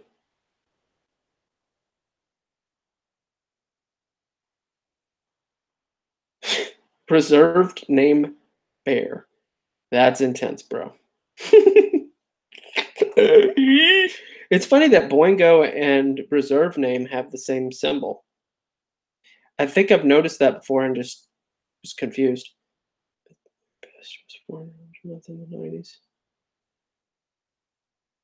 I've qualified for $762 of food stamps a month because I've been jobless several times. Oh, why have you been jobless, guys? If you could only understand the situations. Don't let me just put it this way.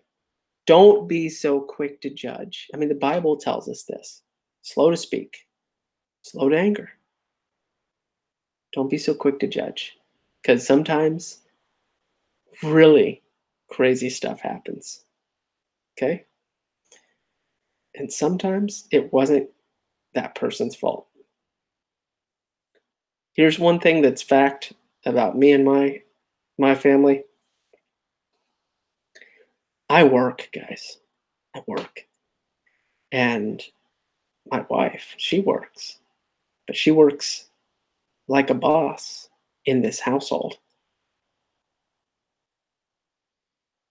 And I wouldn't trade spots.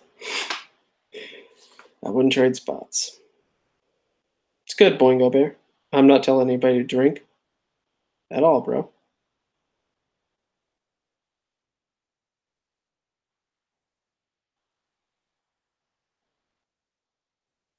If booze controls you, kick that to the curb. Yes, absolutely. And Ethiopia has food. Larry King, you and so many other people. fried. I would eat a fried penguin. No hesitation. There's plenty of them. I'm fascinated by what that would taste like. I've had shark. Shark was fascinating. Ethiopia has food, dude. They're great. They're great. Um, no, man, Boingo, Reserve Night. You guys are fine. You guys are fine. It's fine. Good comment. If you can't, if there's a problem. So here's the thing. I didn't drink alcohol until a few days, like 3 days before, or maybe 4 days before my 24th birthday. Didn't have alcohol at all. And then once I had it, see, part of what I was just afraid of addiction. Runs in my family, like many generations up. So I was afraid of that, and I went, and then I had it. I was like, "Well, that wasn't, huh." And then I was like, "Well, but I mean, I tasted it, so I get that it's okay." Then I tasted more. I was like, "Oh yeah, okay." So some of it actually tastes good. So I'm okay. So let me try some more different stuff, different stuff, different stuff. I was like, okay. So I've never even known what drunk feels like. Wonder what that is. Let me knock at the door. So this was 25 years old. No, no, no, no, 24. I was still 24. So all during my age of 24. So I was late bloomer, right? So I was like, let me just knock at the door. So I had four. At four. Some of you are like, oh, I have four before I get started. Hopefully not though. So I had four and I puked. And I was like, so four over the course of like 2 hours. I was like, oh, so that's what happens. And people like this? Like in excess? And from that point on, I kid you not, from that point on, I was just like, okay, thank you, God, that I'm not uh, going to have any issues with addiction, first of all. And second of all, what? But why though? So from that point on, I'm just like, yeah, I'm gonna sip some wine. Red wine, white wine, sure. Oh, scotch? Yeah, give me one. I'm not a give me another guy.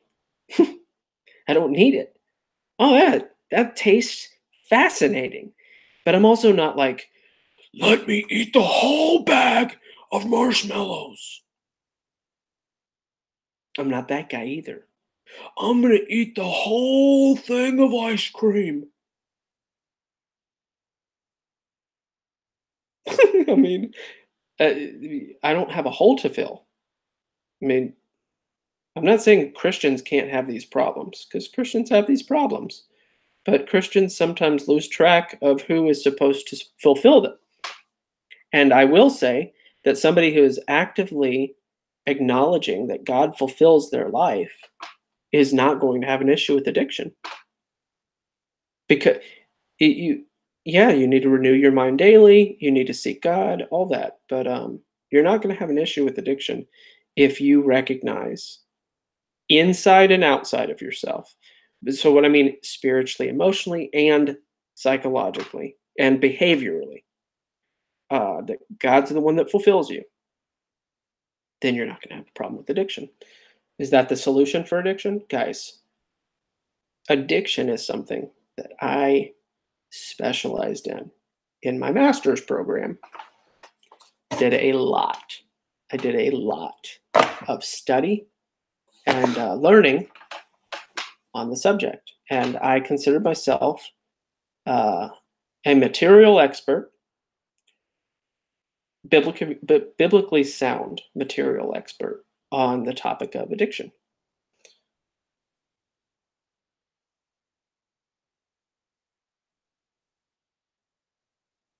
Yeah, Latino bear. I oh yeah. Stupid or incompetent. Yeah. No, man, that's fine. I wasn't trying to like make you feel bad about the name. It can be funny. I get it. Um, I just didn't want to miss say anything. I didn't mean that in a condemning kind of way at all.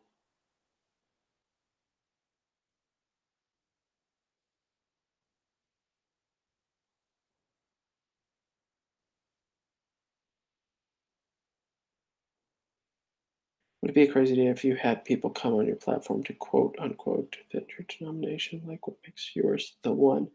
Truth enthusiast. That's a fascinating idea. I like that idea. I'm gonna snap that. And that word has different meanings to you than it does to me because I am not on Snapchat. I don't know anything about Snapchat. I'm snapping a picture. Oh, you can't see it at all. I'm snapping a picture. That's all I mean. That's so weird because it's light and that's so weird. You couldn't see it at all. Maybe it's the distance. But yeah, that's great. Truth enthusiast. That's a good idea. So we got to 32% tonight. You guys were extremely generous. Thank you so much. The reason that I was setting a goal, yeah, you should probably stop the whatever you're convicted to stop. Then yeah, if you if you get the feeling I think that this is wrong for me, then you should definitely stop. It doesn't mean that you'll necessarily be stopping it forever, but that's not the point either. You shouldn't be like, well, I'll allow myself to go back. That's not important at all. If God convicted me to, let's just say bye, bye, bye, Felicia. It doesn't matter. You have to be first most interested in uh, what pleases the Father. And that's what I'm going to be talking tomorrow. We'll talk about it tomorrow. Man, that's fine. Just cut it out. You're not losing anything. You're not losing anything. Anytime you're seeking to find something to fill the hole that God's supposed to fill, um, it's obviously you're going to fall short, obviously, and if you're feeling convicted about it, that's the best possible feeling you can have, the healthiest thing you can have. Just listen and obey. Just listen and obey. You won't be missing out. And the more you obey, the more you'll understand how you're not going to be missing out.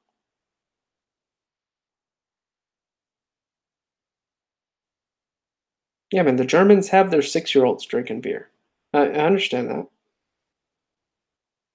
God is amazing.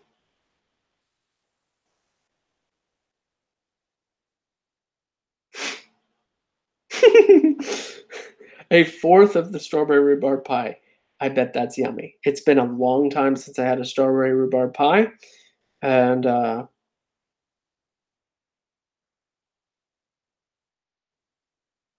it is expensive reserve name. Absolutely. It's a waste of money. It's not necessary to get what you need out of life. And the fact that it makes you not dream fascinates me and scares me. Um, I can help you sleep. If you are interested, Reserve name bearer. I can help you. I can train you how to fall asleep in no more than 5 minutes. I can fall asleep in 60 seconds or less regularly. I can go to sleep in 15 seconds. That sounds unhealthy. No, no, no. It's a frame of mind, and I can train you. And I don't mean that in some kind of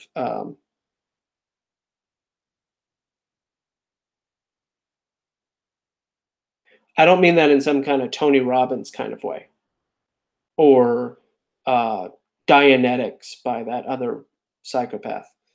You're calling a human being a psychopath. Yes, not he, hopefully to God they these people repent, they come to Christ. So I don't know if that one dude's still alive. Wayne Dyer. I don't know if Wayne Dyer is even alive. Uh, L. Ron Hubbard isn't alive. Uh, Tony Robbins is still alive. I mean, that guy desperately needs Jesus, obviously. Um, why do you call people psychopaths and then criticize others for cursing? You're cursing their personhood, like you just talked about today. When I say psychopath, I'm thinking clinically. And is it curse or is it a diagnosis? Or are they the same thing? Because I disagree with the diagnosis process. It is wrong. To be logically consistent, I shouldn't call them psychopaths. They have psychopathic thoughts and they share psychopathic concepts, but they themselves just need Jesus. I'll clarify that. I can admit that for sure, for sure. They're not psychopaths. They just say psychopathic things and lead others into the path of psychopathicness. Um, but they themselves, they just need Jesus, and so does anybody else.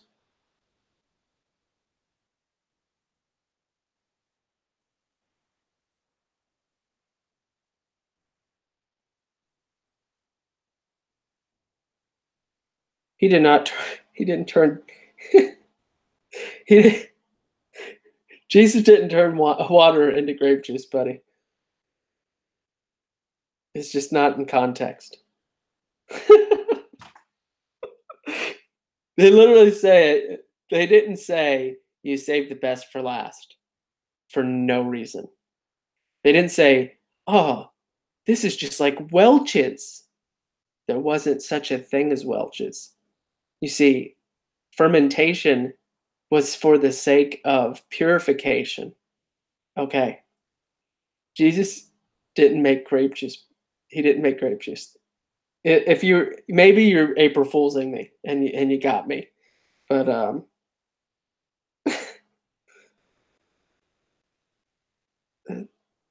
don't know.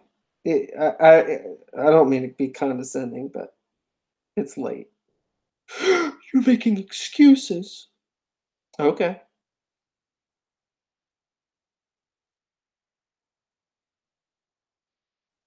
I don't know. Cannabism used as an oil. I don't know what cannabism is. Or cannabism. Oh, you're talking about cannabis. Anointed oil. Uh, no, there's a lot of Rastafarians and all kinds of people that just kind of make stuff up. Be careful. Don't listen to Rastafarians.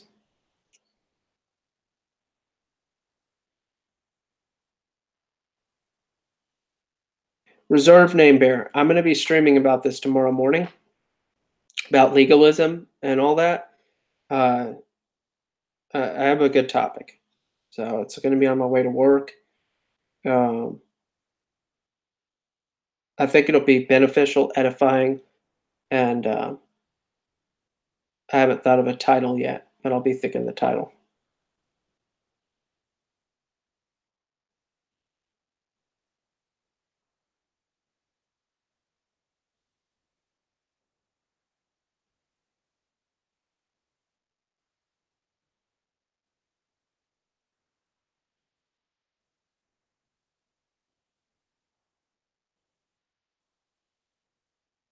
Yeah, Rastafarians are wrong, Boingo, but you probably already know that. I will, man. I could do a training on it. I could make it a video. It doesn't have to be personal.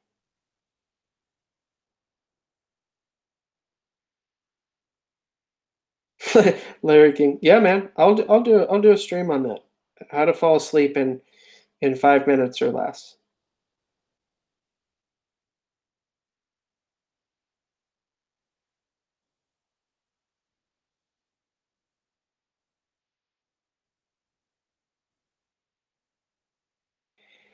Sober minded and sober. Yeah, both. It's very no. The Jesus grape juice didn't exist. I mean, it did exist, but it wasn't safe. Like fermentation goes back thousands of years, and fermentation was for the sake of um, protecting from disease and preventing spoil. Have you ever smelled a pumpkin that goes rotten? Do you know the difference between something that's rotten, and something that's fermented? Do you understand the difference between those two? One will kill you, and one is safe for a really long time. So if you understand history and you understand context and you just read the words, even in English, you don't have to learn the Greek to get this. You can read the English, just read the whole thing. Don't ignore parts of scripture to fit a preconceived notion because it seems edgy or it seems creepy. Okay, oh, well, there's the chance that alcohol could be evil. So because of that chance that alcohol could be evil, I'm going to say that Jesus definitely couldn't have possibly. So anyway, just read the Bible, guys.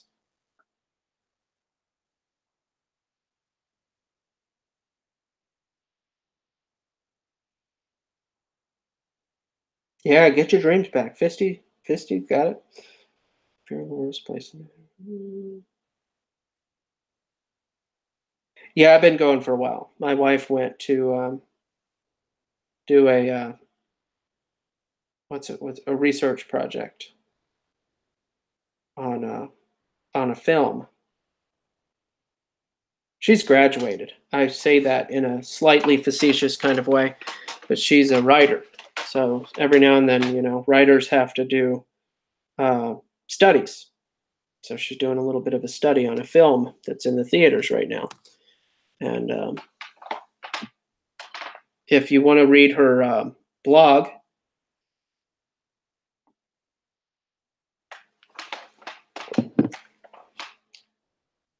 I'll post it in the chat. I highly recommend her writing, and know that my wife is gifted by God as a writer.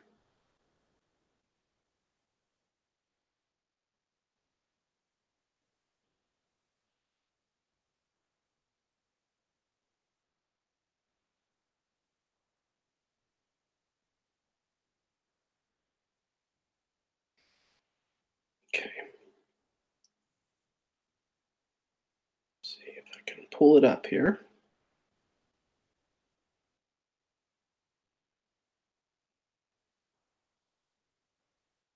There it is. Boom.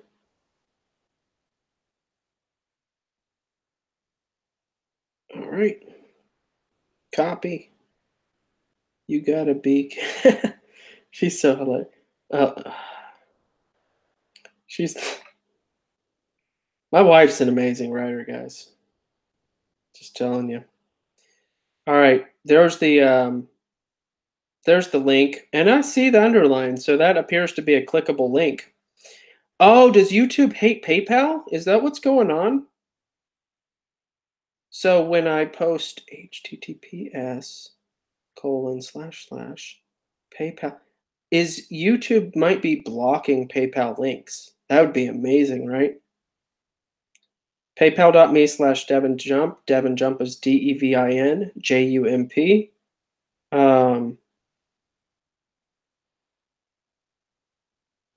Trying to post this in here. If it doesn't underline it, that's suspicious. Yeah,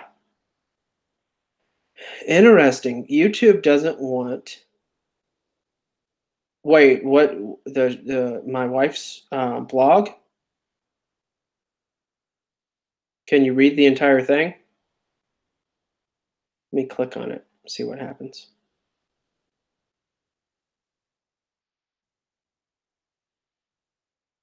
It goes to her site for me when I clicked on the link. But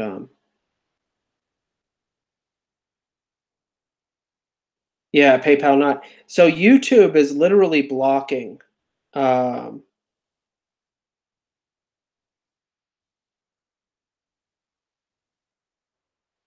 could cause marriages, though. I don't even understand what you're talking about there, Larry King. It's confusing, bro. Boingo Bear, the empty frame. You missed it a couple of like a week or two ago. The Native American that was inside of that frame. He jumped off the wall. It's really weird. And our assumption is that it has something to do with the end times, and that's a joke. But that's one of the jokes that was told at the time. Yeah, good night, truth enthusiast. My wife's on her way home, and I'm gonna wrap things up here. I went an entire hour longer. If you guys would like to help towards my goal, guys, is to get a better job, and it's not about the money. It's just about being able to survive. I'm below my means quite a bit, and I've been able to survive thanks to the generosity of the church that I'm going to, and some of the members, and you guys, and that's it. I don't have backup. So, PayPal.me/Devin Jump DEVINJUMP. It's my real name. I'm not ashamed. 116. For I am not ashamed of the gospel. Oh, mirages.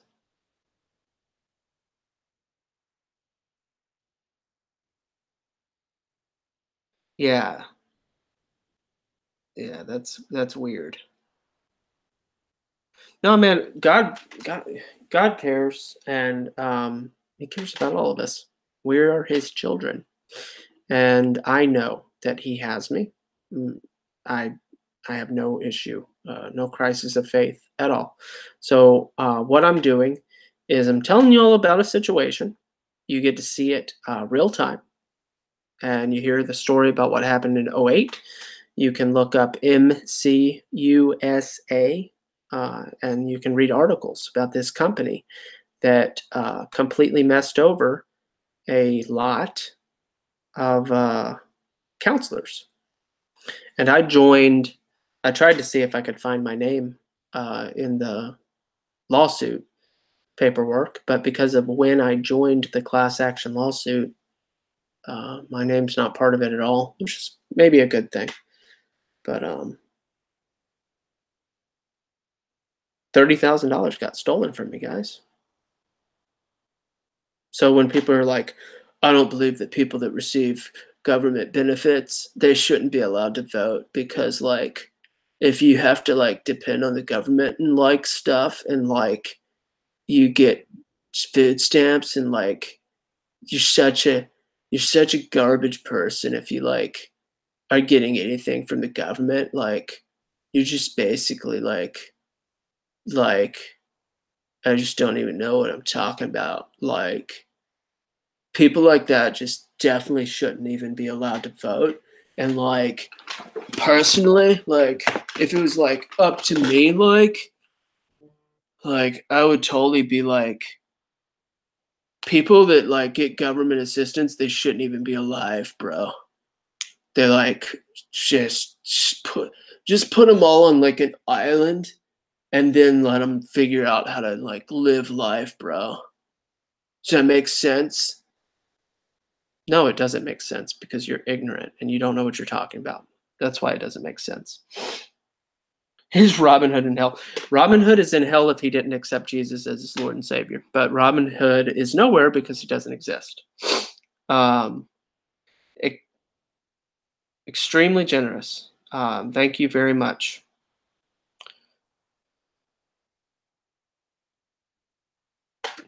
Thank you. Uh, so I tell you guys my story because do I think that people are going to be generous and help? Maybe. God is good all the time, regardless of whether or not anybody does that. Am I thankful when people do? Yes. Am I going to change what I'm doing because of how people support me? No. I'm going to continue to share the gospel with you and try to be useful based on my skills. And I believe I have a lot of skills that are useful and helpful. Uh, and by the way, we broke the goal based on a massive contributor. We just broke the goal tonight. So you did it. Actually, we're $1.90 from the goal. Actually, I thought we broke it. Almost did. We're $1, $1.90 away from the goal that I had set up for tonight. Um, but it's fine. It's fine. Why am I pulling up Pandora? That's not what I wanted to do. It's because the P. I keep on clicking on Pandora, trying to read the message. Trying to read the message. See if there's messages here for me to read from these generous helpers. All right. Yeah, I do have a lot of those. I'm currently on um, income-based repayment, and if I had to pay my student loans right now, it would take half of my income. If it weren't for income-based repayment, it would take half of my income, and then I wouldn't be able to afford anything. Yeah. So, but here's my goal: get more, to get above the water.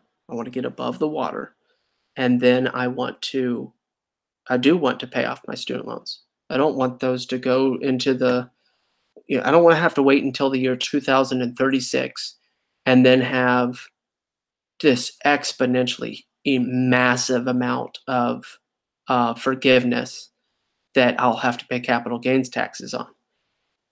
Because then I'll have to do something crazy. I don't know what I'll have to do at that time.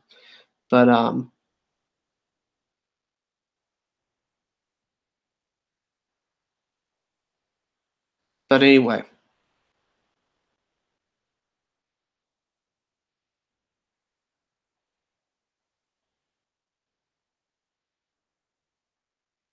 Colonel Sanders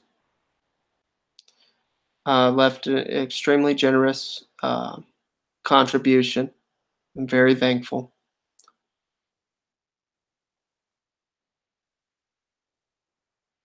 I get you, man. Um,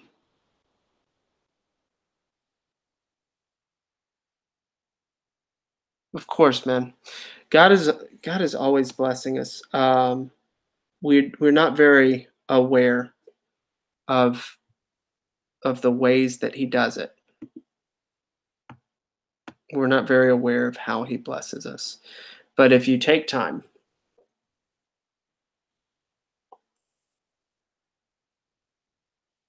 I gave you some tangible ways the other morning. I don't know if you were with me, but I said, think of the times in your life that were the worst or the most life threatening or um, just times that you thought it was just about to be over. And then write those down and then write what happened just in the succeeding week or month or whatever. I have many of those. We need to acknowledge as much as we possibly can all the ways. Never would have made it. I can't play the song. I can sing it like a horrible singer that I am, but I'm not a good singer, obviously. It's fine. But Marvin Sapp, guys, I love me some Marvin Sapp. Not kidding when I say that. I mean, I love that song. It is a good song, and it's true. We wouldn't make it without him. Let me go back to the video. I just wanted to read those messages. Thank you so much. We really are $1.90 away, though. If you know, spell check. Do I watch this SGT? The only sergeant I know is Sergeant Peterson. No, I don't watch the SGT report. I don't know what that is. I don't think I know what that is. I'll tell you some of the things that I watch. Um,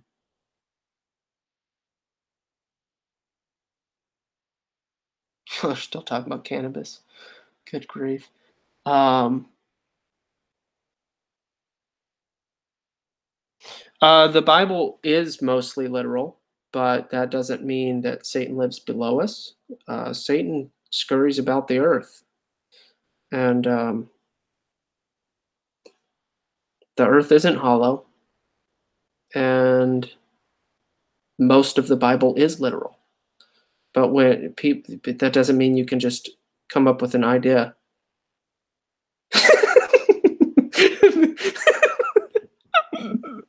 Oh my gosh, Raymond, listen, we get each other way more. Like, you don't understand the kind of life that, well, I can tell you the kind of life. I grew up not around other kids. I grew up around adults, okay, as a kid, right? So, um, I don't relate very well to people my own age, but people that are twice my age or 20 or 30 years older than me, I'm usually like, yeah, totally get it. Um, no, no, the Bible is literal most of the time. Most of the time. Like the book of Genesis, all narrative. All narrative, literally true. The entire book of Genesis. There's no playful nature in there. But yeah, let's see. So yeah, let me tell you some of the shows that I watch though. I'll pull up some of my um I think you guys can actually go to my channel and see the types of people that I'm subscribed to, but I've been checking out like one out of every 10 of No More News. They're interesting. Um, thank you. Got us to the goal. Let me go ahead and put that in the chat. We have gotten to one.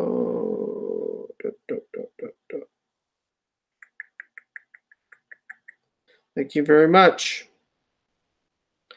Barbara, when people ask me what denomination I am, I tell them I read the Bible.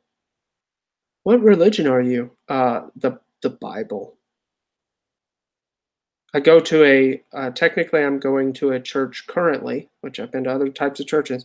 Currently, I'm going to a Reformed Baptist church. That has not historically been the case. I've been to a Presbyterian church, happily. Been to other kinds of non-denominational churches. I've been to CMA churches. Uh, I've been to lots of different kinds of churches. But I'm trying to find some of these guys. There's Rebel Media. I watch those guys. I watch. Um, there was a Black Patriot. That dude. There's a Seventh Day Adventist guy that I watch every now and then. Brandon Tatum. Like him, pretty good. Uh, I mostly stay away from the news. I'm going to wrap this up. My wife just got home. I mostly just hang out with you guys. I'm a content creator trying to create content here, guys. We hit 100% though. AOG. Have I been to an AOG? Once at a concert. I'm familiar.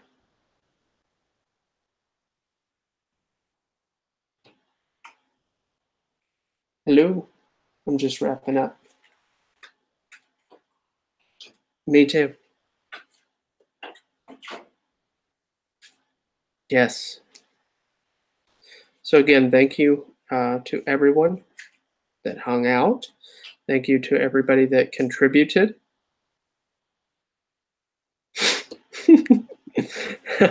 I wasn't trying to critique your age, Raymond. I were just yeah.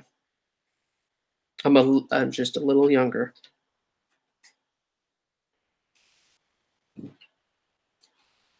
Yeah, name calling is uh, a very popular activity these days, especially name calling shill. Uh, and that when people are like, oh, they're in an echo chamber, oh, they're in an echo chamber. These sorts of things are very frequently. It's just really popular. So that's why, just to remind everybody, that's why my channel focuses on our actions and what we can do. This entire time, I haven't mentioned one of the primary projects that I'm focused on right now, and that is Operation Baby Landlord. So it's a good way to finish things up, is just reminding everybody that this channel and me and my life and what I'm focused on is not just like talking about stuff, although that's part of it, but it's about what we can do tangibly with results.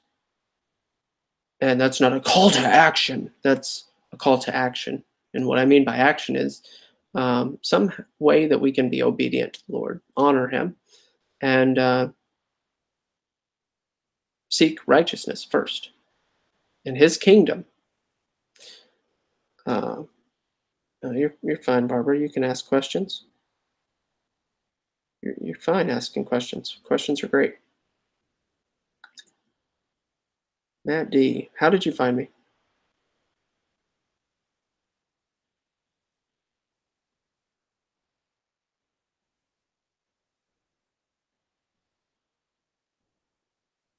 Oh yeah, because of Owen. Yeah. Of course. All right. So it's funny, the numbers were like high and then they dropped low, and we were down at like 8 for a while, and it's back up to 14 here at the end. But do not forget about Operation Baby Landlord. Let me give you a little brief. You can go to the video. You can go to Operation Baby Landlord video.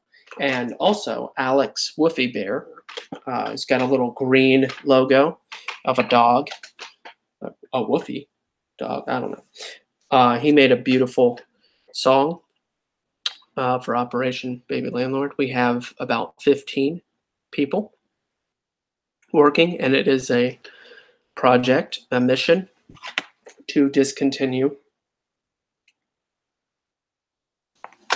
to end, to cause a crisis of conscience for the landlords, to get abortion mills shut down. And we are doing the research. We're in the research stage, and we're going to accumulate as much as we possibly can. And then we're going to do a send phase, where we send postcards to the landlords with loving, prayerful, prayer-laden messages. And we're going to pray for all the landlords. And we're going to pray that God changes their hearts and causes them to change their mind. And say, hey, instead of having an abortion mill, I think I'm going to open up an ice cream store. Or instead of running an abortion mill, I think I'm going to open up a auto mechanic store, because I know I could make a whole lot more money, actually, by running an amazing mechanic shop By the way, that thought, actually, I had that tangible thought recently. Uh, very, very good idea I have about Mechanic City. It's like the Walmart of mechanics, and I have a business idea for that too. And that's not an April Fool's joke, but I would never make that happen. But I would share it with somebody that was interested, especially if you have a buddy that gets it, if you have a friend that gets it and knows about Jesus, then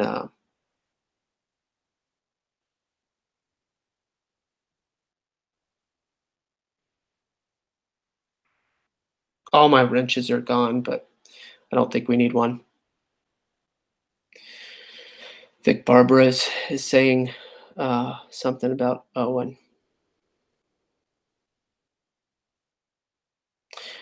Don't forget my 3 questions, guys.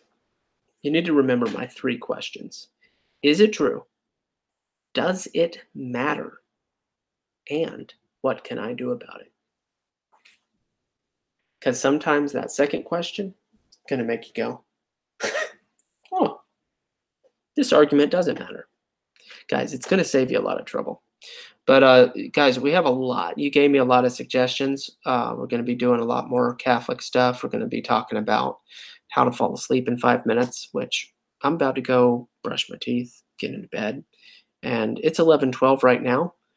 And my trajectory for being actually asleep in stage 1 sleep is 11:12 my time. I'm going to be in stage 1 sleep by 11:20, guaranteed. So I'm going to say bye. That includes brushing my teeth, going to do the thing before you go to sleep. Uh, the potty, you know, it's always necessary.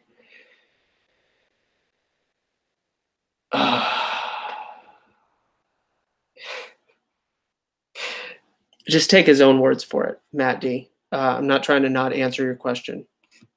Okay. Owen talks about being a Zionist. Uh, it's he just take his own words for it. Simple. You guys are misunderstanding the point of these words and their meanings. And go to Dr. Michael Brown's video and look for all my comments. Um, most of you already get it. So don't be rude to people, Barbara. Don't be rude. Remember, is it true? Does it matter? What can I do about it?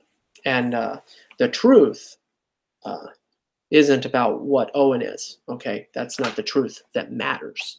The truth that matters is Jesus Christ. So you guys have a good night. Read your Bibles and seek the truth, not details about a human being on this planet, but the details about the one who created you.